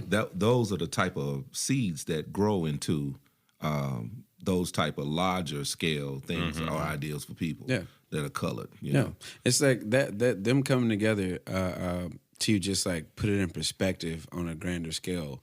It's like France at the time and American Ben Franklin. Ben Franklin teaming up with the fucking Emperor of France or King of France at that time. Without that, we don't win the American Revolution. No, not at all. France gave us 90% of the bullets and gunpowder that we used. So that type of shit changed the world, right? Yeah. Malcolm X and Martin Luther King coming together was like that. Would have for changed the world black culture. It's like it's the that FBI powerful. and the CIA and kill they him. knew that. It's that powerful. If these two most powerful motherfuckers on both sides of black American minds, like on the peaceful side and on the violent side, if they kind of make all these people come together on like a kind of violent but also peaceful, also thoughtful, also politically inclined level, it's a wrap for us. Exactly. We'll be obsolete. Right. You guys ever wondered how these three dum-dums were able to put up a podcast? Well, how we did it is Anchor.fm. It's been crazy easy. First of all, it's free, and that's been helpful for us because we have no money. No monies. And it doesn't matter to them. They got all these creation tools that allow you to record and edit your podcast right from your phone or computer. They also distribute the podcast for you. And it can be anywhere. Spotify, Apple Podcasts, Google Podcasts, like 6 other ones that I've never even heard of, but they're up there. I've never even heard of them, and our podcast is up there already. You could also make money with no minimum listenership. We got no listeners right now, and we've already started making a little bit of money. How cool is that? It's everything you need all in one place to make a podcast. Anchor.fm. Oh shit, now we're scared again. So now we gotta pipe this thing back up and start killing them. So there's a Malcolm X quote which you're gonna have to jump on. You want me to do that? No, that's not me, man. I mean, do. That's not. I'm not. It's not a Grand Dragon. Revolution is bloody. Revolution is hostile. Revolution knows no compromise. Revolution overturns and destroys everything that gets in his way. It's also recorded in prison. He converted to Islam and embraced the concept of armed self-defense. There's no such thing as nonviolent revolution. Whoever heard of a revolution where they lock arms singing, "We shall overcome"? That's real. Malcolm was thought of as the prosecuting attorney against the government's treatment of black Americans. He's basically he was the guy that's like, hey, I'm representing black folks on y'all fucking up. Right. Let me holler at you real quick. Yeah. Let me get this microphone in front of me so y'all can bring all the cameras, NBC, ABC, CBS, UPN, WG, whatever the fuck you want to bring them on and let me talk to you real quick. That's basically what he did. Yeah. And well, and although the aspect of nonviolent demonstrations became a media focus, Bloody Sunday was viewed by 42 million people. Mm-hmm. How do y'all view that? How do y'all view a nonviolent stance?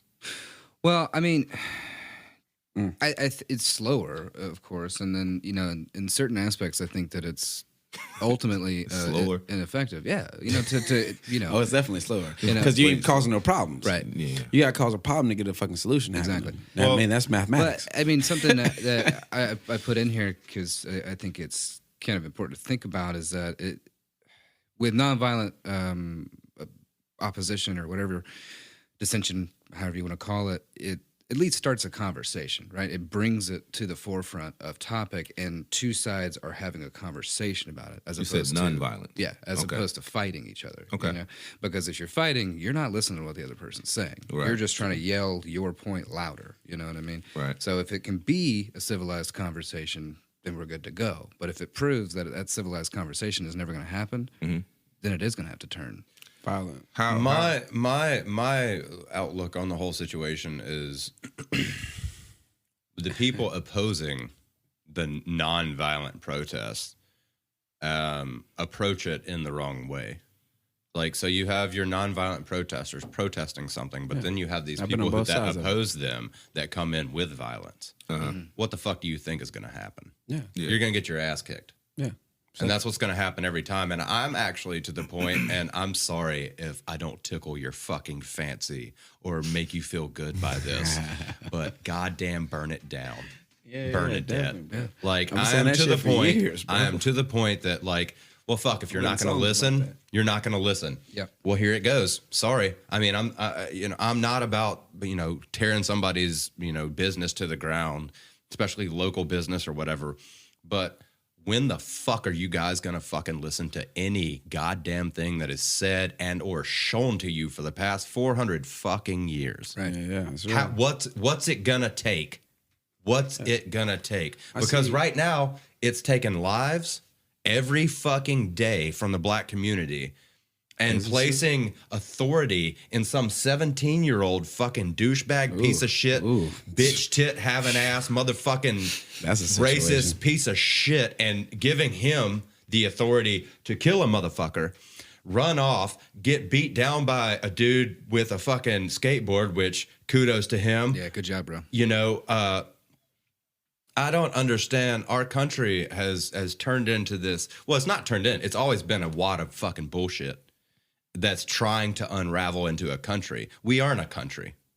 We're a bunch of providences that would like to have a like-mindedness, except for the fact that the majority of your provinces aren't like-minded and will never move to this without change. And the fight of change that is going on is just a little too extreme right now. And it's because it's your heritage. Fuck your heritage. Yeah. If it's a new fucking world.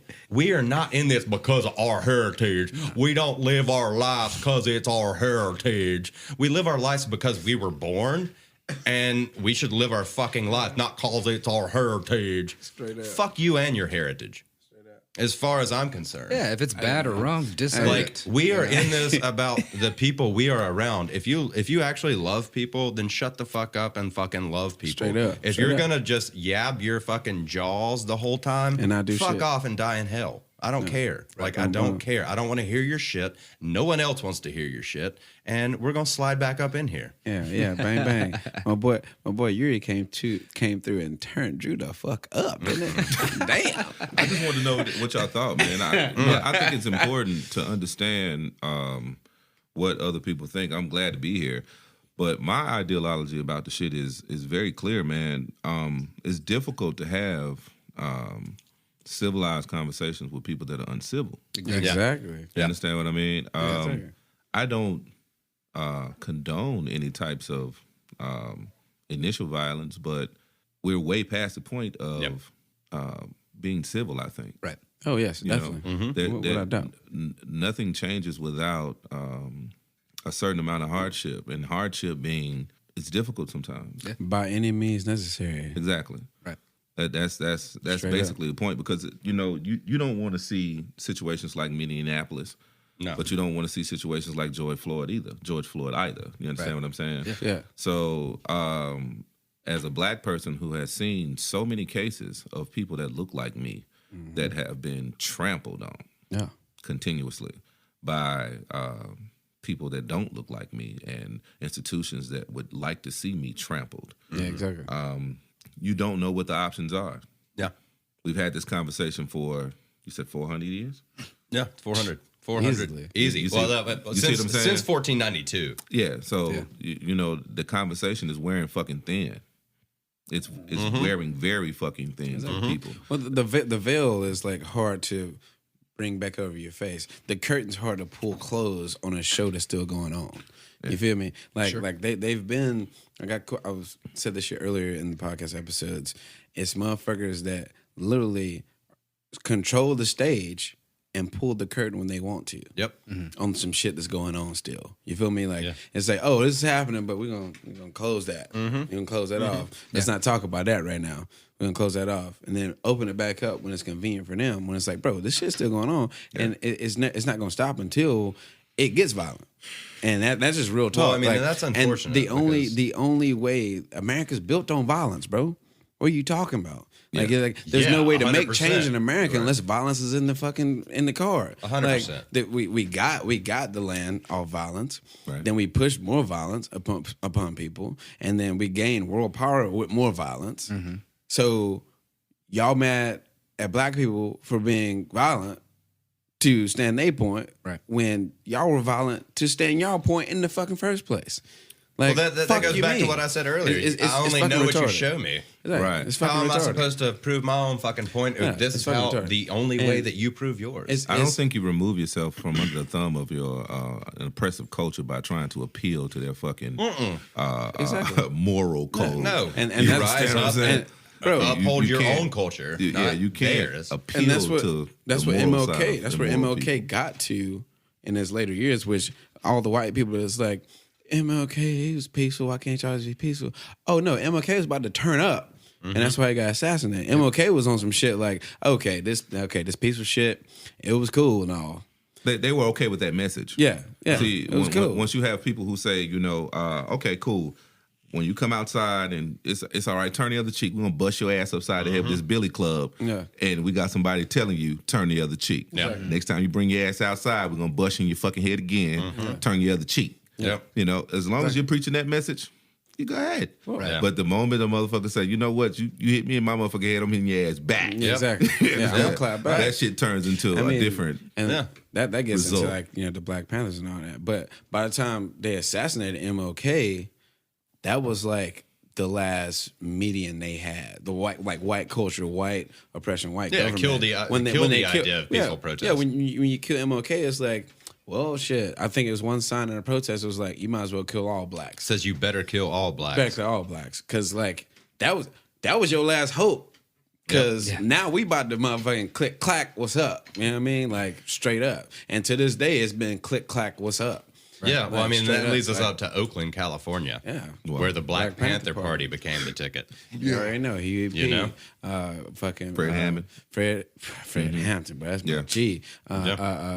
Medgar Evers, Edward Cleaver, Stokely Carmichael, yes, sir.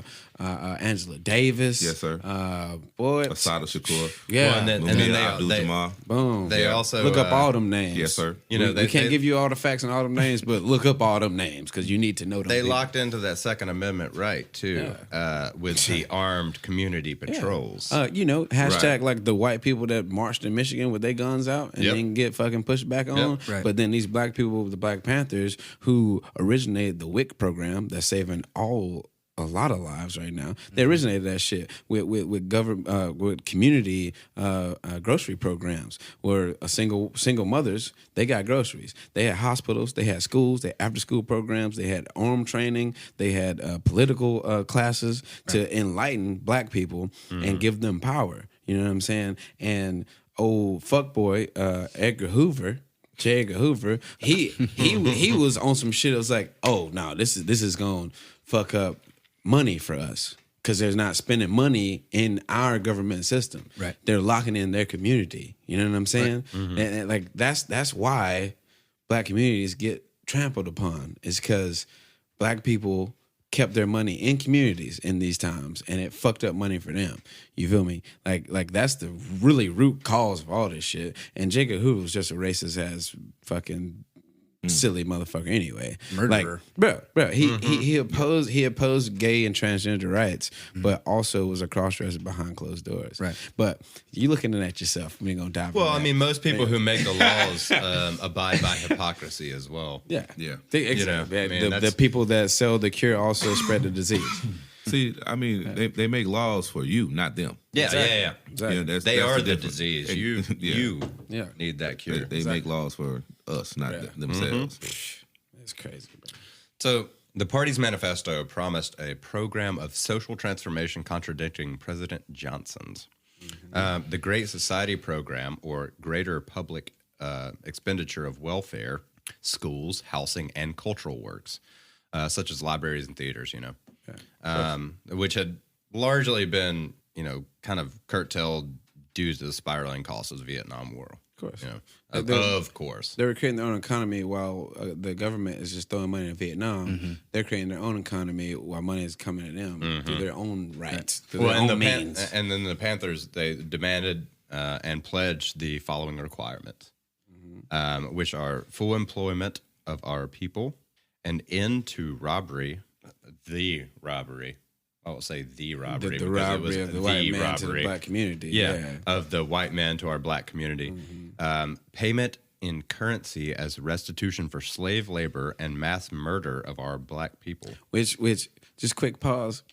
Anybody that's opposed to reparations and all that shit, there's known facts that white farmers back in the day got land grants, land grants to rehabilitate their farms that black people worked on.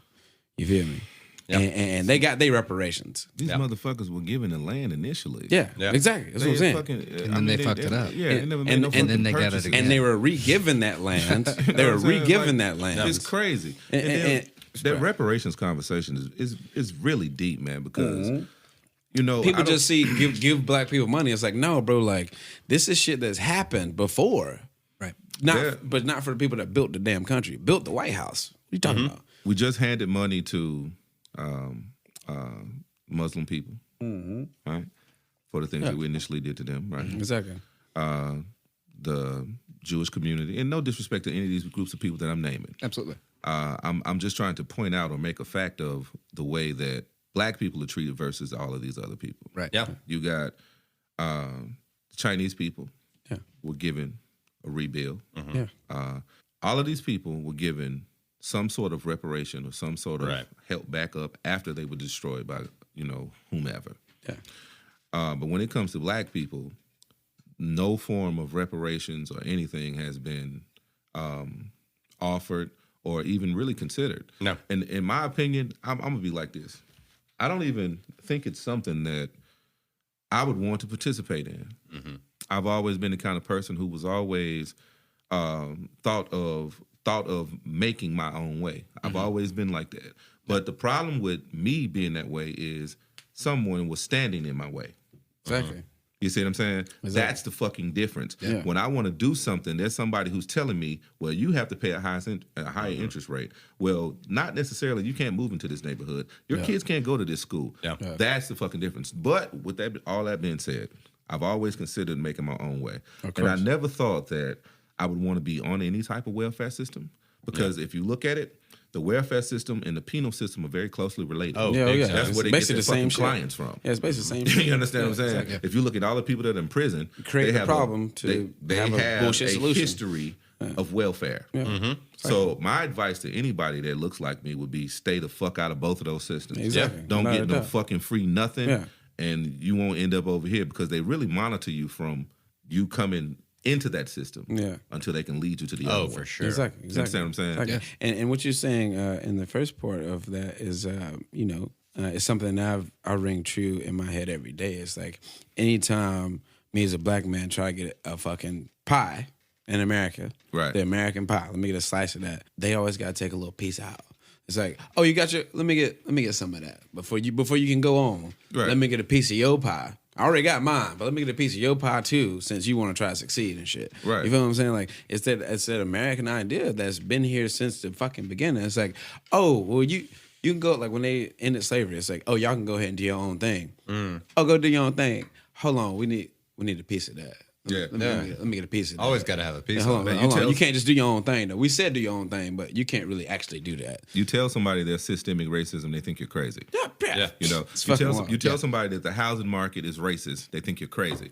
But then all of a sudden a case comes out where this couple, the interracial couple, were having their home looked at for a what is it called? You know what I'm talking about? Inspection. Appraisal. Yeah, inspection. Appraisal, yeah. Come in, the guy drops the value of the home. They remove everything that's black, comes back, same fucking company, different guy. The appraisal goes up, same fucking house. Yeah. Just because they removed their interracial children's pictures. Yeah, the pictures and shit. Anything that was the same kind of thing like crazy. they did with the case in OJ, like, you know, to put him with his white friends and shit like that. Yeah. It's weird. Yeah. You know, like it took me 2 years to buy a house. Yeah. Because I was a musician. That's what I'm gonna say it was. Yeah. Because they don't understand. You know, they don't understand my income. You know, I get it. Yeah. So it takes a while. They had to dig all through my history and all that kind of stuff. But it's not that you're a 6 foot plus black man. Right. We're gonna say that's ain't got nothing to do with it. They ain't got nothing to do with that. No. But that's you say these things to people and they don't understand it. Right. Because for, you know, certain people, that has not been the case. Right. Yeah. You understand what I'm saying? I'm sure Justin can attest to this. Me being a black guy that plays in a band, I've had my fair share of issues with people that look like me because they don't understand what I do. Yeah. You understand what I'm saying? Not knowing that I come from a fucking housing projects on the other side of fucking Tuscaloosa. Yeah. Dead ass. Right? Hay Court is where I come from. Don't ever get it fucked up. Yeah. You understand what I'm saying? Get that out there. But I play bass. Yeah. Right. But, you know, like, it is what it is. What you're saying with that is like, for me, what you already noticed, I was a front man, rapper, backup vocalist, my hype man for a backing band that's all white. Exactly. So for me, it was more of like a, oh, okay, so you're just a white boy. You're a white boy. Damn, bro, like, bro, I'm transcending the culture right now. You don't see this? Like, I'm literally like transcending this shit to a different level. They don't get it. And I come from that hood in my hometown where it's like, you know, that hood where like the grandma houses is. Yeah. You know what I'm saying? The neighborhood where all the black grandmas live, basically. Right. I come from that type of neighborhood that's right next to the projects in the hood and shit. I grew up there. I grew up in the country. You know what I mean? Right. Where you get lost, you won't be found type shit. Funny story. Like, fuck. We're coming here. Yeah. And we're walking, I think this is East Nashville somewhere. Mm-hmm. Yeah, it's deep east. Yeah, deep east. Yeah. I'm going in the store and somebody stops and says, you might not want to go in the store. There's a guy in there right now. He's fucking clowning. That's real. I don't give a fuck. Yeah. Do you see me? I don't give a fuck what he's doing in here. I'm going in the fucking store to buy my beer. Yeah, exactly. We go in the store as a fucking dude now. Fuck ass motherfucker, blah, blah, blah. He in the store screaming. I walk right past that shit. I get my fucking beer. I go back to the fucking counter. Yeah, exactly. Excuse me, bro. You know what I'm saying? Excuse me, shit on the counter. Yeah, exactly. Buy my shit and I go out the store. Exactly. This ain't got shit. You know, this ain't no shit I ain't never seen before. It's like, bro, would you think I hadn't seen this? You know what I'm saying? Like, you think I hadn't seen this at a family barbecue? Nigga, on, like, man. What you mean? Right. Like, I've been through this shit. But like, yeah, man, all the time, people that look like us, black people, when they come to a show, rappers that I fuck with or try to fuck with, producers I fuck with, they see me perform, it's like, yeah, that shit was dope. And then that's where it stops at. Yeah. And it's like, all right, cool. So you don't see the talent that I have to transcend our entire culture into rock music. You know what I'm saying? On a platform that I'm doing it on. You feel me? Like, so it always was a thing for me. It was like a double standard of like, I'm rocking with y'all, but damn, you don't rock with me, then fuck you. You feel me? Like, honestly, that's how I feel about it. If like, you don't rock with the art that I'm creating, then fuck you, because I'm gonna support your shit regardless. If it's hood trap shit, if it's soul music, if it's fucking lo-fi hip hop, if it's purple music, if it's whatever, I'm gonna support you. If you my people, I'm gonna support your movement. I'm gonna rock with you. You know what I mean? I'm gonna promote your shit to anybody that listens to fucking music. I'm gonna promote your shit. But a lot of people would just cut me off because they didn't fuck with the type of shit I was doing. And it's like, I was like, you act like you don't know me though. You like you don't know me, because that real me can come out at any point in time. If you challenge me out, that hood country motherfucker can come out and.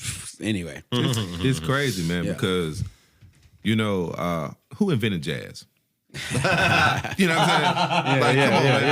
Come on, man. We talking about music. We talking about music. Who invented jazz? Bro, who invented drums? We mentioned like who invented music? Period. We mentioned James Brown. Yeah, one of the most sampled artists ever by hip hop.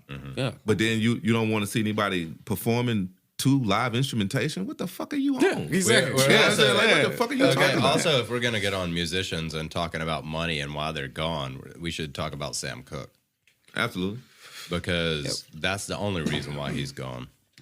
Because he tried to start his own fucking record label. He tried to because rival Sony. Yeah, and he Universal Music. He would because he was that big at the time. Because he was fucking Sam motherfucking Cooke, and he just like got quote unquote assassinated by some weirdo in a hotel room.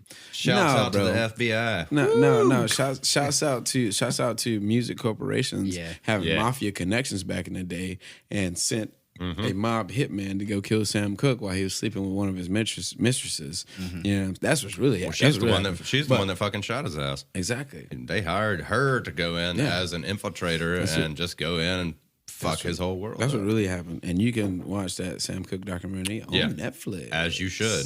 I'm going to also... We should get Netflix as a sponsor, bro. I didn't promote them twice on this episode. Yeah, they need some help. They need to send out some money. They do. They really do. Yeah, they really do. I'm going to jump back into these things that, you know, the Black Panthers were talking about. Manifesto stuff. Decent housing. Do that. Run that. Which is fit for humans. Nah. Oh, my God. That's that shit. You know? Education for our people that exposes decadent American society. That's another thing that didn't happen. Exemption of black men from military service for a racist government. An end to police brutality and murder of black people by organizing. Yeah, if a group of black people get together, it's a problem. Yeah, stop the police from killing them. It has as simple as that. Yeah. Armed self-defense groups. Freedom for all black prisoners because they haven't had a fair, impartial trial. Black defendants should be tried by a jury of their peers, not just a bunch of motherfucking white people who are scared of them in the first place. Land, bread, housing, education, clothing, justice, and peace. Not too much to ask for. A United Nations, in the black colony to determine the will of black people as their own national destiny. Yeah, so like a representative. Yeah. In the UN. Right. Because America's obviously not going to do fucking shit about it. You know? Right. Contradictorily, or whatever you want to say at the same time, black culture starts being portrayed in media and television and all these different aspects. You know, like Soul Train is an excellent example of that, right? It becomes a national massive hit, you know? Yeah. Not just for black Americans. Did you see the problem with that? The homie Cornelius was a gangster, bro. But did you see the problem with that, though? Yeah. When Dick Clark tried to hire somebody to actually take the show down because it was run by black people. See, if white people can't profit from what you do, it's an issue. Exactly. You see what I'm saying? Exactly. They offered one of the biggest black executives at the time a slot to actually come along and take down Soul Train. Yeah. And create what the fuck was the name? Soul View or some bullshit some like bullshit that. You know what I'm saying? And they didn't succeed because Soul Train was one of the most culturally awakening shows that could ever happen for black people on the fucking TV screen, bro. We're talking about culture. Yeah. It's literally, it's the culture of not only black people, but of America, bro. Yeah. You feel me? Like any black culture that is dope is America's bread and butter. Yep. Anything we create, anything we touch, anything we do is like America's bread and butter. Like I said in the first Blackout series episode, African culture is American culture. Yeah. But there's no America. There is no denying or getting around that. There's no America, first of all. There's no American culture. There's no America. Second of all. Well, I mean, especially because it's a bunch of white dudes standing around with their thumbs up their ass going, I don't want to do this. Yeah. It's a criminal culture. Yeah. Yeah, straight up. There's a culture. Oh, yeah. Initially, when they first started coming here, it was the degenerates of the places that they were running from. Exactly. And they were actually It was running. the criminals. Yeah. It was the fucking criminals. Straight up. Right. Yeah, so it's like essentially Australia 2.0. Yeah. Yeah, with the and Aboriginals. they were trying to run from an oppressive government of their own. Right. You know, just to go oppress more people. Just to in turn oppress people that's why to an exorbitant extreme. Yeah, that's why the KKK is basically based in like Scottish, Irish immigrants, because they literally were the motherfuckers getting oppressed in their homeland and came over here to oppress, like have the inferiority complex to oppress other people. And go on KKK to create is based the KKK. in Scots Irish motherfucking backgrounds. Anyway. Yeah, and if you guys haven't watched that, you should go to Prime. I'm pretty sure Amazon Prime. Amazon Prime and watch the documentary. We need these ads up. It's called. We promoting shit. We ain't getting paid for this. It's called right. Yeah, you motherfuckers need to give us some money. Yeah. But this documentary is called "Who Put the Klan in the Ku Klux Klan." Oh man! And it's a very enlightening and very good documentary. It's eye opening to say the least. Also, like to slide into back into the Soul Train situation. It was a self-love situation for the nation to see black people, white people, brown people, because Soul Train had all types of races on it, but it was the same vibe and culture. Like I'll never forget as a kid, bro, watching Soul Train, like literally, and being like, damn, like this is amazing. You know what I'm saying? Like this is like what? Like all the dance moves, all the swag. You know what I'm saying? Right. The art at the time when I was coming up, line. Yeah, Soul Train line. Like at the time I was going, it was like R&B artists and shit that were doing it. But back in them days, it was like the fucking funk bands, the jazz bands, the rock bands at the time that the black people were in, and that was the most inspiring thing for me as a kid. And then Outkast came out, so unbelievable. Yeah, like straight up, like that's what I'm saying. Like I grew up watching Good Times and fucking like Red Sanford and shit, Sanford and Son and Soul Train, and then Outkast comes out, and then Master P comes out, and it all comes together. I'm like, game changer. You realize why you're here. I can do this. I am capable of that creation. Like you know what I mean. Yeah. But anyway, to kind of skip ahead or go back to talking about the Black Panthers. One more pitch is this. There's a new Fred Hampton movie coming out next year called Judas and the Black Messiah. Bruh. It looks bad fucking ass. And the twins did this, man.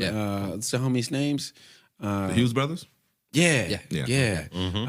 Bro, and as you know, Grant, foremost, you know this. Years I've been like, Fred Hampton's my guy. Right. Like I'm sitting on a fucking song right now that samples one of his speeches that Jeremy, I know you're listening because you're editing in this, but we need to get that out. But anyway, Fred Hampton's, man, like I learned about him in college thanks to a professor named Anthony Bolden, who inspired me to rightfully so drop out of college and do my own creative journey. But anyway, the story of Fred Hampton is so wild because the way that they're depicting it in the movie is pretty.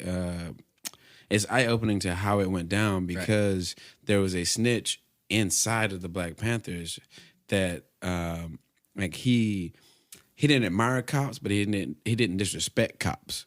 You feel me? So it was a situation of him becoming a informant for cops on the Black Panthers, and in turn, in his eyes, he's kind of awakening to who the Black Panthers are, right? And at the same time, snitching on them, and in turn, got Fred Hampton murdered, in his own home while he's asleep in his own bed by FBI agents and cops. You know what I mean? And it's. I mean, if you don't know much about Fred Hampton, go watch the documentary, and then. Or the movie, rather. But a documentary and the movie next year. Direct quote from the FBI was that the Black Panthers were the greatest threat to the internal security of the country. That was Hoover, right?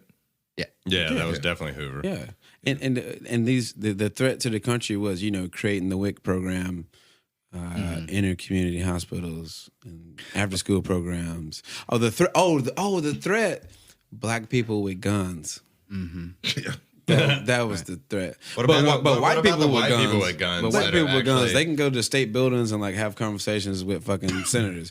But anyway, but I mean, if you look at it, if you look at it large scale, though, like this is just one small group of armed citizens, which they're legally allowed to do so. But what they were really trying to do is just seed conflict in between the groups. Because if you just got a bunch of small little groups, that's something you can handle. But if everybody unifies, then they're fucked. Yeah, that's why it was so scary to them. Because the idea of them preaching unity, right? The chapters, bro. Embracing Fred Hampton started the Rainbow Coalition. Proud of who they are. Yeah. That should be the end result. Yeah. Should be.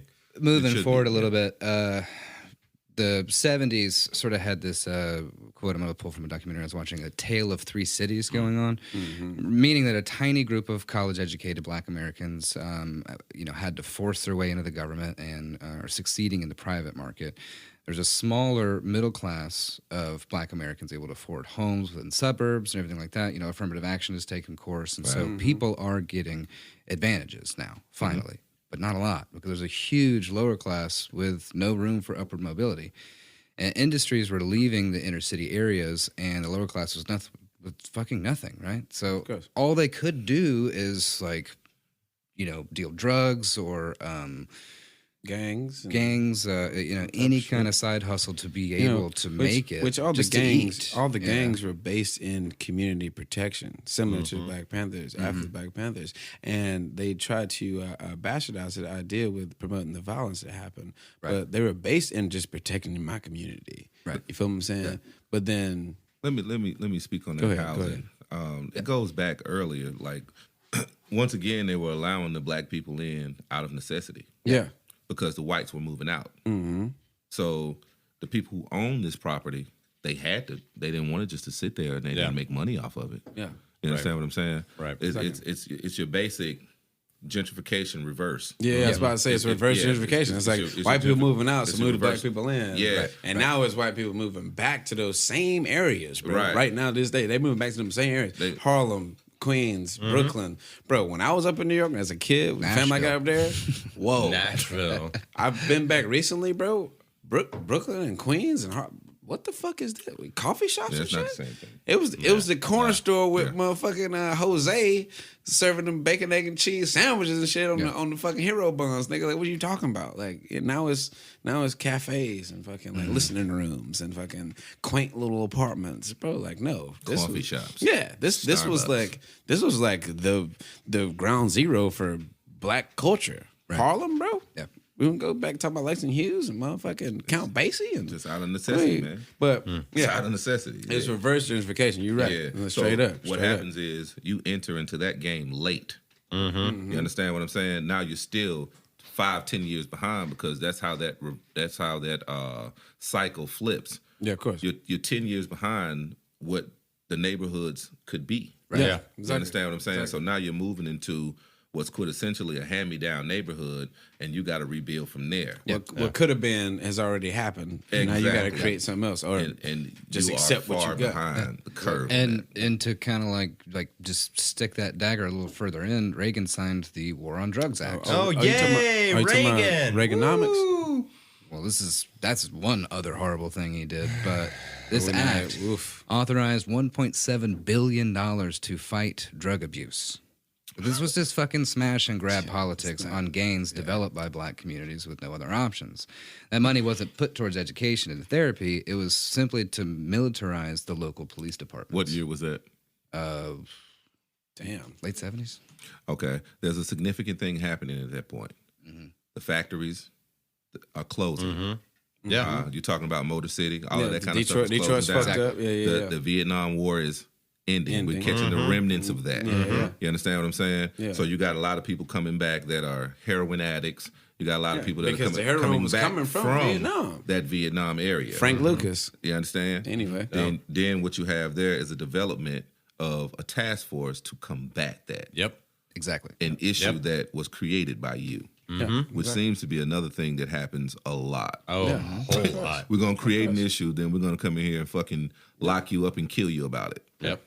I mean, look at crack, right? The majority of crack users were white. Yeah. But 35 arrests a day was like a big thing that they love to tout in media of crack users and dealers were almost exclusively in Black neighborhoods. It's the same thing. That's what you would think based on what you would see in the media, but that's not absolutely the case. True.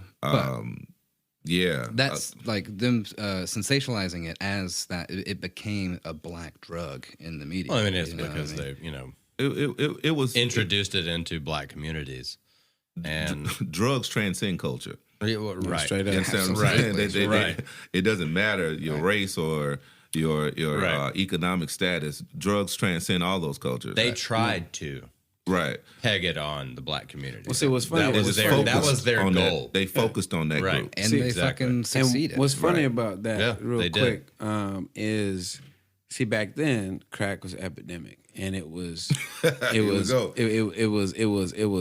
black people are bad. They're criminalized. They're terrible people. They're doing this. They're doing that. And now today, the heroin epidemic, opioids is rehab. They need reform. They need to get help. You know.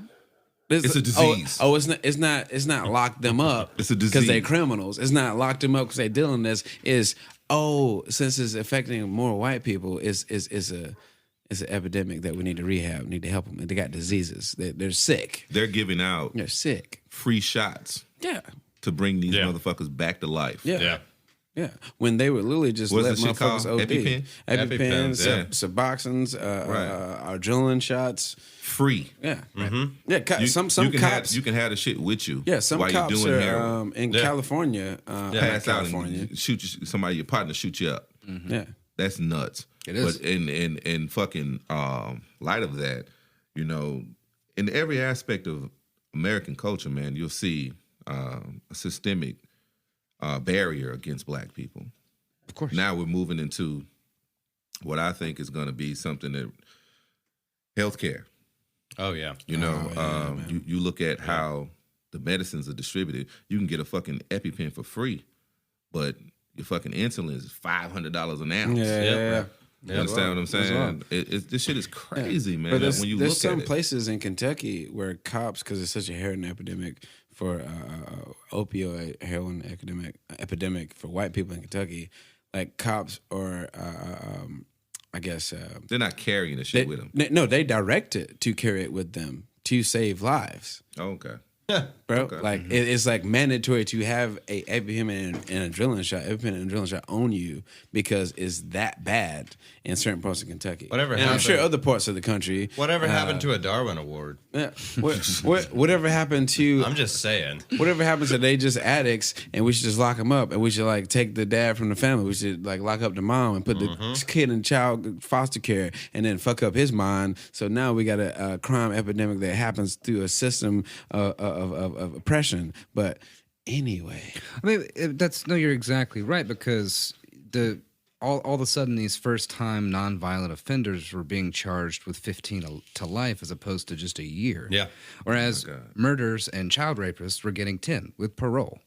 You see what I'm saying? The first time somebody's picked up with drugs. Bro, I know a motherfucker from Alabama that's serving life in prison for 5 pounds a week.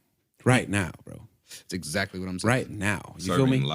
Life for 5 pounds a week. First offense. I don't know if it's first offense. So well, you know that 3 strikes and you're out rule is still a thing. Still violent. Still a thing. So that's real.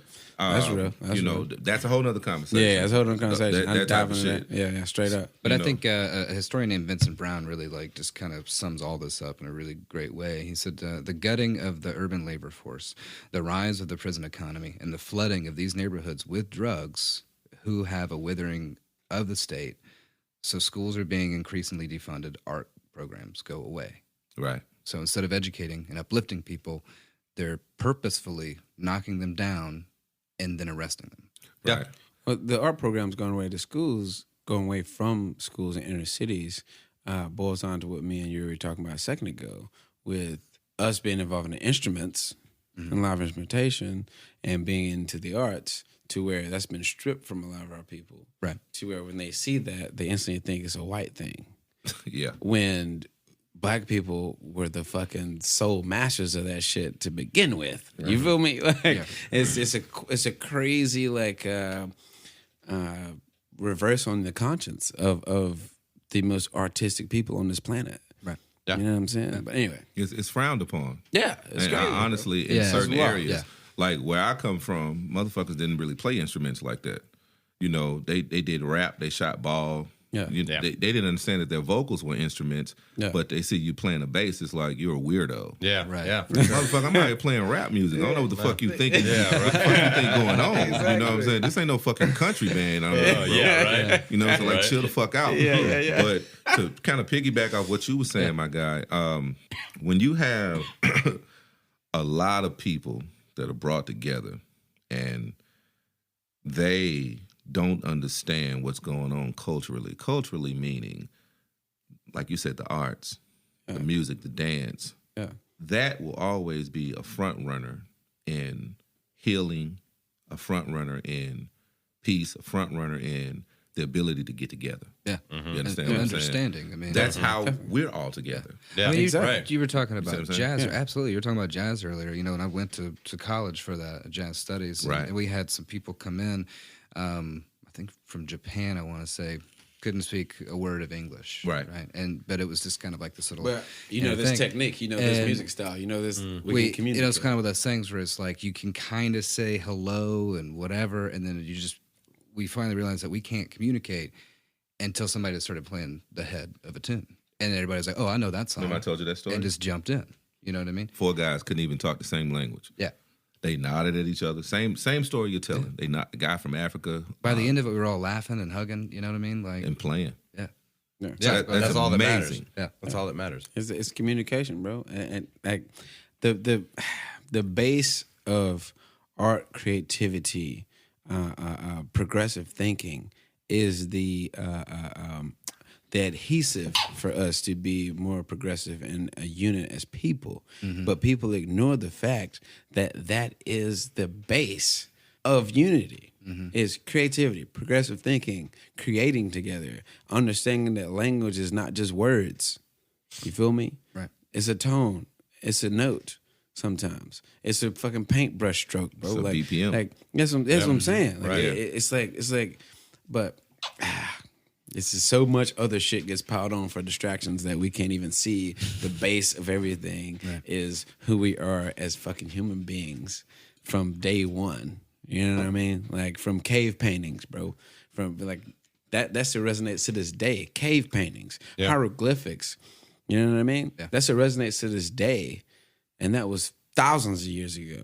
Hundreds of thousands of years ago. Right. You feel me? So like, anyway, that slide back in there on the facts. Yeah, I'm gonna jump ahead a little bit to Rodney King. Oh, Everybody should damn. know his name. Well, you Don't came know his came in hot. I was like, slide back in there, but hell. damn, you came in hot. Boy, all right, okay. So, what we're beginning to see is people having access to personal, video recording equipment. Yeah. And so finally, somebody is caught. These cops are caught on tape beating the fuck out of this unarmed man that was pulled over. NWA been talking about that. Yeah. Prior to Rodney King. Yeah. Prior They've to been it. saying it. Yeah, prior and people to are it. saying what? What the fuck are they talking about? Right. It's crazy. Yeah. But go ahead, my son. Well, no. So they. Oh, and then now video there's- is like, oh yeah, actually, fuck the police. You're right. Yeah, You were there's- right, NWA. Yeah. Fuck the police. So now there's proof that this shit is happening all the fucking Which caused time. the Watts riots, which we mentioned earlier, Los Angeles Watts, California. Right. Watts. So that's the '92 riots that Yeah. sparked, which one last time. It was a Goddamn. great documentary We're still repping Netflix. I swear to God, I'm emailing them tonight. Bro. called LA '92 on Netflix. It's very sad. It's very hard to watch, but I highly recommend it.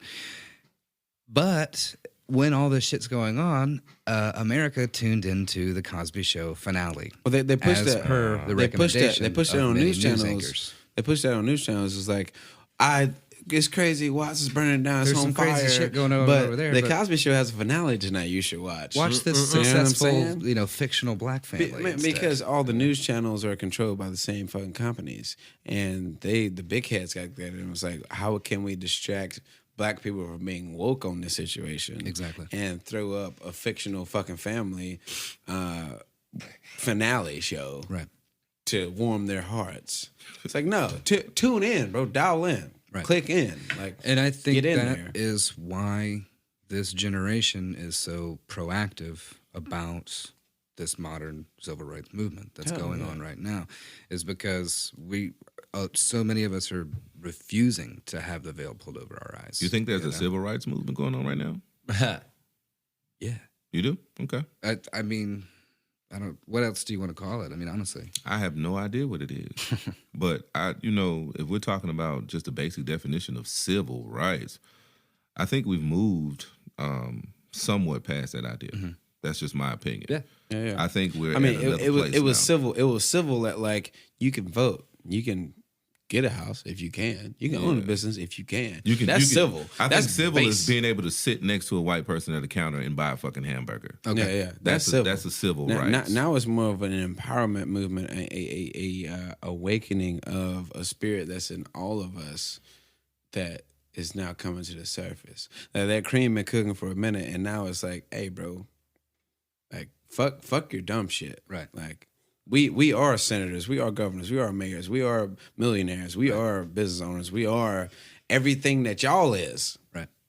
Y'all being white folks. But I mean, I don't consider like we all that. Yeah. But we need that equality. But I don't consider, a focused police brutality against Black Americans as civil at all. No. And No. So, I mean, to me, I think it still is that because, on the surface, all Black people are equal. Fuck no, they're not. No. I mean, it's been proven time and time again, every single fucking day. Even with Barack Obama coming into fucking office, bro. Right. And that we finally made whole it. Shit came to fruition of like, bro, I remember I was in college at the time at Alabama, and we marched down the whole damn campus and shit. And they came by Petty Hall, and I was like, "Boy, let's go!" That was a great night. And bro, I was so elated. You know what I'm saying? Like we're chanting shit, whatever. But what I'm changed? like, bro, I can't wait to go to the fish fry at the White House. Absolutely Like, nothing. let's go. I can't wait to go to the barbecue at the White House. Let's do it. I And nothing disagree. changed. It got worse. No, exactly. No. The pendulum. Well, and then you all put the this- way back. Oh no, it's You like can't- it's it like can't they got get mad. any worse. They got And mad. then insert Than it is right now. and then I you sincerely insert a hope sweet so. potato with butthole lips. You silly. Yeah. Woodruff likes but to spout it was shit. it was too dangerous for most of the higher people in power that we can't even name because we don't know their names. We're not talking senators, House of Representatives. We're talking about the people that run them. Yep. You know what I'm saying? Like those motherfuckers were like, okay, we took way too many steps ahead. Mm-hmm. Man, it's speculated that people who are in government, the people who run the country, they're not even the people that run the country. No, hell There's the no. face. You understand They're what the I'm saying? face, Exactly. bro. So They're the when you face. take There's that names that we don't seat, know. right? Yeah, there's names that we don't know that's running this shit, and they seem take Barack the Obama. seat of the presidency.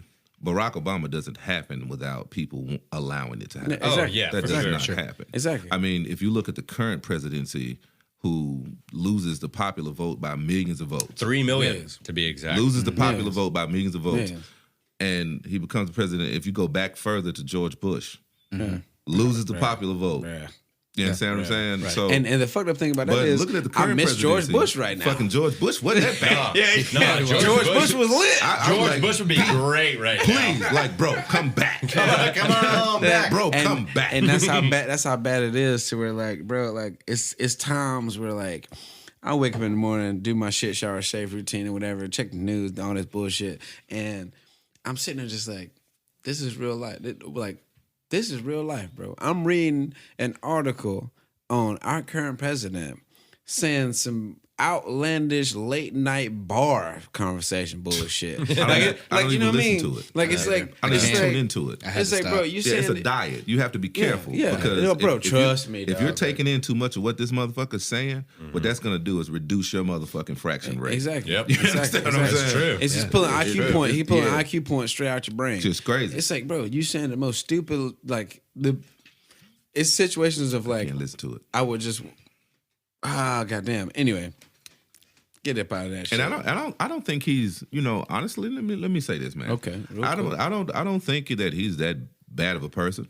I honestly don't. He's But let rooted, me he's say rooted this. in business, and that's not He is. what the country should be ran on. But he's I rooted in don't think business. a person's first job in the motherfucking government should be president of the United States. No. That's just my No, fucking right? idea. I don't think your first fucking job. I think you should take steps. Yeah, you should. I also don't believe that someone who has been impeached should be able to run for a second term. That's real. Yeah. But he should. You should at least be a Can we mayor, start- a yeah, can we governor, start with a something? sheriff.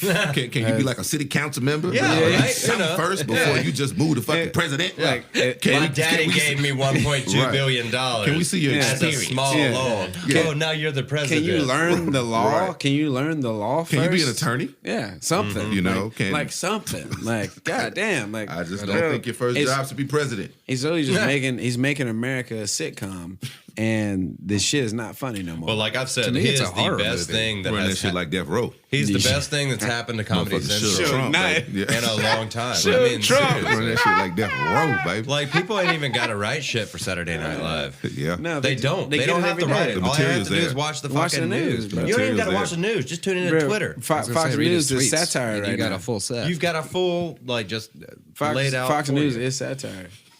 Anyway, but This yeah, motherfucker man. went from goddamn what was the show? Apprentice. The Apprentice. President of the United States. Yeah, That's fucking nuts, man. When you think about that, bro. He went from hanging with Epstein Yeah. to the My Apprentice. guy, you wow. You real wow. What's up? Let's really go. Let's really go. Yeah, let's really get in there. Let's really get in there. But No, I Out don't know there the guy. on I Rape don't know the Island. guy. No, I've seen him a couple of times. I don't know the guy. I don't know. No, I don't know him. Hey, that's really good. And then all of a sudden he's with the guy. He's seen a picture with the guy. I didn't know the guy. I don't know him. never seen him before. Right. Yes. Yeah, and then Ghislaine or Ghislaine or Ghislaine, Ghislaine, how the yeah, fuck you we'll say her call her name? that. I wish her well. Yeah. Yeah, I wish her well. I wish her nothing but the best. Oh my What are you, God. old friends? You Oh, wish her okay. well. Yeah. She's literally like accused of being ahead of a sex ring. Is that how you got your wife? Bro. Anyway, You hung out with Ghislaine too long? Because she ain't from her. She ain't from here. oh, but he don't like Russian immigrants. looking though. ass. But he don't like immigrants. Right. But his Hypocrisy. wife is. Oh, okay. Let's not. I mean, we can go back through the rest of them. We can go through all of them. We can go ain't through all gotta of them. have, you ain't got to stop with her. You can go all the way we back. Can go, we can do all three of them. Bro, we can do some wild shit. That sounds like a whole nother episode. Yeah, it's something that we don't want to get off on as well because like this has taken enough out of us Yeah, doing it's been wild, bringing these truths. Honestly, And it's been heavy. If you've got any kind of shit you need to look up on Trump, I'm sorry for you. You don't need to look up shit. It's right there in your face. So yeah, just keep listening to this shit that we keep pumping out. and to slide back into the doc to end this episode off, because we're gonna have an open discussion on present day struggles. But at the same time, after 92 riots, you know, you have Hurricane Katrina happens, you know, and that's an obvious just like, great, we can come in and just rebuild it.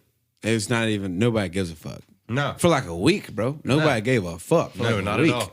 That actually And that was- shit hit my hometown. You feel me? That fucking hurricane fuck with my hometown. That's actually when I You know what I'm realized saying? a portion of my family is as racist as they truly are, and that was a pivotal time for me at the age of understanding, you know, at least national politics, if not global politics, and formulating my own opinion on what's going on. And go visit them, and they just spout this ignorant hatred for 45 minutes to the point where I have to leave the room. You know, Okay. my mom's looking at me like, "Do not start. This is our family. We love them." And I'm like, "Then I'm gonna go outside and I'm gonna go play with the dogs or something." Well, see, because that's this that wild is shit. Because fucking hard. I've known I you. do I've known you not for like a you people decade right now. plus, bro. I've known you for a decade plus. You feel me? Yeah. And I've never been to Mississippi to visit that side of your family. Nor should you. And you've met both sides of my family once before. So it's You like from Mississippi, bro? Mm-hmm. Okay. I was outside of Tupelo, Okay. in a smaller town than Tupelo. And then Pontotoc. Okay. Gotcha. Yeah, man. It's crazy, but like that shit'll bring it out, man. Like when you see it right there in front, and you know, Kanye, that boy Kanye. But at the time, he said George Bush is not like black people, and that resonated with me super hard because he had the platform to say that, and he fucking said it. Yeah. You feel what I'm saying? With no remorse in his spirit at all. And poor Michael Myers, Sam Asylum was just like a commercial. I don't know. Shook. Yeah, he was shook to his core. But like it was one of those obvious statements that needed to be said because George Bush literally flew over just to see it and didn't even land or do nothing. He just flew over just to see it. Yeah. Black people on roofs, black people on lifeboats, motherfuckers drowning. Community members are Superdome. having to take their own personal boats to try and rescue their neighbors. Bro, you know? Superdome was flooded with people. There's no fucking infrastructure to help them at all. Like, I mean, I this is remember wild. for Bro, years when there there's were just truck beds lined up at the state line. yeah. Because For they months, couldn't bro. go any further for some stupid fucking For political months. reasons. But So just also food, but also just- you have wasting away New in the back Orleans of a truck. people. Right. New Orleans are dispersed around the country to this day right now because of that shit. Right. You know what I'm saying? People that have never left their hometown are dispersed across the country right now because of Hurricane Katrina and the way that the government literally neglected the fact that it hit a predominantly black area. And they didn't give a fuck. Right. If the shit hit New York, see what happened with that. Quick action. If it hits the Upper West Side, yeah. Manhattan. Manhattan, Michigan. Some shit. They're there next day. Yeah. You know, the fires hit California. Trump's, right there. It's like, oh, okay, word. So they got to save the good citizens. the fuck, the good citizens, Right? The like quote unquote good citizens. It's like Trump visiting crazy Wisconsin and wouldn't go see the Blake family. Yeah, about that. Anyway, shouts out to Jacob Blake and all his family. Hope they're doing good. For sure. If y'all happen to listen, shouts out to his sister because she a gangster for her speech. That shit was gangster. But you know, all that being said, it brings us to the day, like with Jacob Blake, with the George Floyd, with Portland happening, Minnesota happening. Fucking, you know, it's still everything we've talked about in these Blackout episodes. It's still happening to this day, and if you believe that or not, that's up to you. But it's real, and that's fact. Yep. And if that doesn't resonate with you or sizzle in your spirit, then I know you might be literate and read books, but read a book. Feel me? Just don't and but check in. You don't feel me? read your history books though. No, read Not the history not of made America. in America at least. Fuck Purposefully wrong. Yeah, This shit is crazy. it's wild, man. We've been putting a lot of our own personal opinions around this information, but the They're fact facts, is though. that they are historical They are facts. They have Yeah, been we're not verified, going to they've been propagate backed. anything but the truth, like we say in our outro. Exactly. I mean, it's a basic human response to what you see. yeah, You exactly. know, you have an opinion about it. Yeah, of And depending on what side of the fence you're standing on, that opinion may vary. Right. But it's still a response. Yeah. Man. That's what you're innately going to do as a human being. Yeah. But I mean, I think that side of the fence that you decide to stand on is one that believes that humans, regardless of any other aspect of the fact that they're a human being, matter or not. Yeah. Now, so you can be a horrible person, in my opinion, stand on one side of the fence, or you can realize that all humanity is equal at all times, Bro, like honestly, like and for me, choose to fight and try to get that equality for people. For me, man, like I have, you know me. I'm a social butterfly when it comes to being out, kicking it, networking with people, talking with people. Nah, not at all. Yeah, I'm a recluse. I don't leave my room. Anyway, like I literally have friends in Nashville, bro, that might be listening to this podcast and piss them the fuck off, that are Trump supporters. You feel me? Yeah. Like straight up. And what up, JoJo? Sorry, we have a dog invasion. The going on doggism right came now. in. But I have Trump supporters in my friend group. You know what I mean? Like people that I know. Right. No, not in my friend group, but people that I know that are Trump supporters. And literally, like for me, it's more so like, let's have an honest conversation.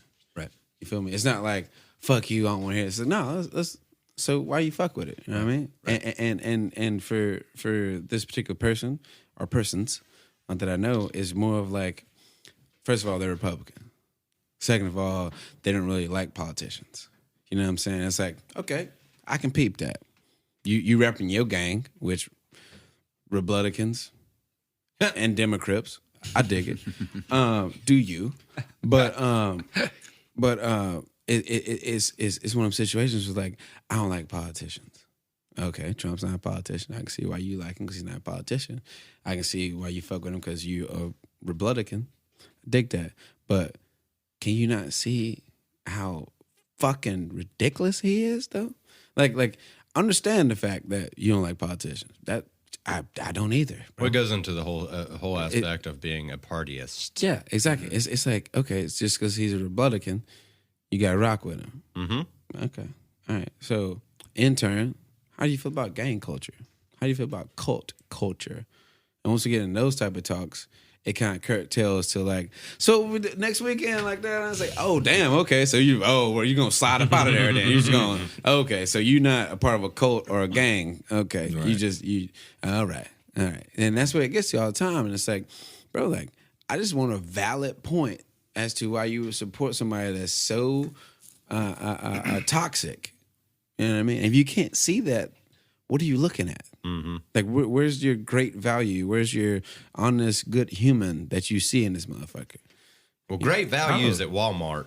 I don't even think we have to agree on what kind of person he is. Like, yeah, we can disagree about the Democratic, Republican Party, any of that. Of course. But what we can't disagree on is the difference in the value of different types of lives. Exactly. We can't disagree on that. Exactly. You understand what I'm saying? Those are facts. We can't say that the people that look like me are less than people that don't look like me. Yeah, Right. Exactly. We can't say that the people who don't look like me are good citizens and the people who do look like me are a violent mob. Yeah, You know what I'm saying? exactly, Like, exactly. that's where the disagreement or the fucking detachment happens. Yeah, exactly. You know, I don't care if partners are Republican or they voted for whomever. I don't care about that. Yeah. What I care about is when you fucking look at me, what you see. What do you see? Yeah. What do you see? That's my only issue. You Yeah. understand? Any of that rest of that shit, that comes after me being a human being. Yeah. Exactly. You understand Facts. what I'm saying? Big facts. No, I get so, you. Yeah, big I mean, facts. it's cool with me. Whatever you got going on is cool. Yeah. I don't care anything about any of that. Yeah. Right. Well, when you look That's at where me, I'm at. It's like you have to deal with me a certain way. Yeah.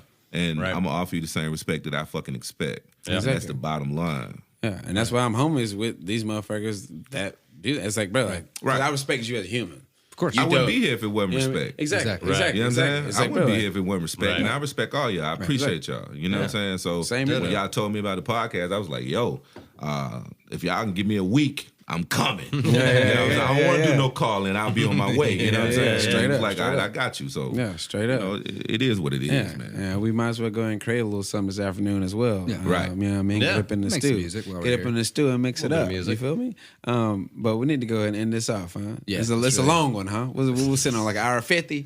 Probably, or a little more even. This is a long one. It's cool. Hey, we started this podcast off with a long episode, so it's only right to end the first season with a long episode because we ain't cut it in half no more. This is the 5th episode we got going. Let's cut it off. If you listening, I'm sure you done paused it and lived like 4 days and then came back to it. Yeah. I know. But that's cool though. As long as you're getting these hot facts. And if you skipped it, that's cool. Once we get more proclaim, you'll come back and listen to it anyway. But we can go ahead and close it out, man. You know, it's been a very, very I'd say challenging journey for me, Grant, and Drew since the Columbus episode. Yeah. Because if you're A1 day one, we went Columbus, then we went Cortez, then we went Pizarro. And then that was the beginning of transatlantic slavery. Wow. And then we came into transatlantic slavery, into Civil War, into Reconstruction period, into Modern civil rights. modern civil rights. Like we went through Until now, chronologically from Columbus is chronological. Yeah. What we did, and it's 8 episodes deep on that. Yeah. But we just wanted to do this, and it needed to be done. Especially this year, 2020 has been horrific to say the least, but also has been reflective at the same time. Because if you're going through shit right now, it's a time for reflection and a time for acceptance of where you're at and where you could be at and what challenges you face that you can fight through. Because if you can't make it right now, you ain't gonna make it. You know what I'm saying? If you're a creative person and you're not creating right now, you're not a creative. You know what I'm saying? Like, this is the time to reinvent yourself and a way to discover yourself and live through times that are unprecedented to humanity, especially in America, modern day America, because you got a mix of civil rights, the Depression, and Spanish flu, Yeah. all in 1 year. Yeah. Amidst of the most corrupt government that we've seen in a minute. But like I say, thank y'all for sticking with us, and we'll be back with Where in the World is Friends, Facts, and Fiction. Where in the world? Oh boy. Uri, is there anything you want to pitch or talk about And personally? First of all, man, I'm just glad to be here. I'm glad y'all invited me out. sure. Of course, man. The Honored to have you. subject matter, man, is something that was necessary that we had to talk about. Definitely. Great time. It's good to see people that are actually like-minded come together that don't necessarily share the same skin hue. Yeah, exactly. And exactly. you can have a conversation that's not an issue. You Right. understand what I'm saying? Exactly. Because Exactly. you don't get a lot of that today. Yeah. A lot of people start screaming. People start declaring whatever party or whatever side of the fence they stand on. Yeah. But at the end of the day, we're going to have differences, but we have more in common that we choose to see. Of course. So I'm just appreciative, man, that we had the conversation. And anytime y'all need anything from me regarding any conversations, I'll be here. Yeah. Just let me know, because I always have a fucking opinion. So that's one thing. I'm not lacking on any of those. I have an opinion about anything. So just let me know. I don't always say my opinion, but if you ask me, I'm gonna tell you. But thanks, guys, and I'm glad to be here, man, in Nashville with you guys and kicking it with y'all, and I'm very appreciative, man. Thank y'all. No, thank you, bro. It's an honor that you even respect us that much, to be honest, man. Oh, for sure. Because we respect you with the utmost, man. I remember the first time I heard 700 Cigarettes Later, I was like, this shit lit. Such a good song, man. Such a good song. Album, the whole album is smacking. It's that one line, love it to the bone marrow. It's like, oh, I'm using that. One.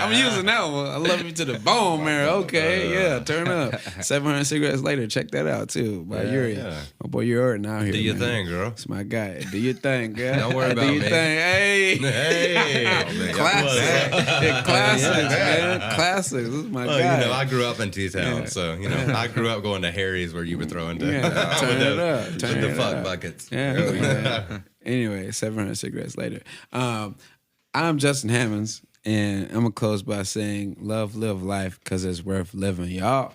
And I'm Drew Shellnut. I'm going to say, be kind, motherfuckers.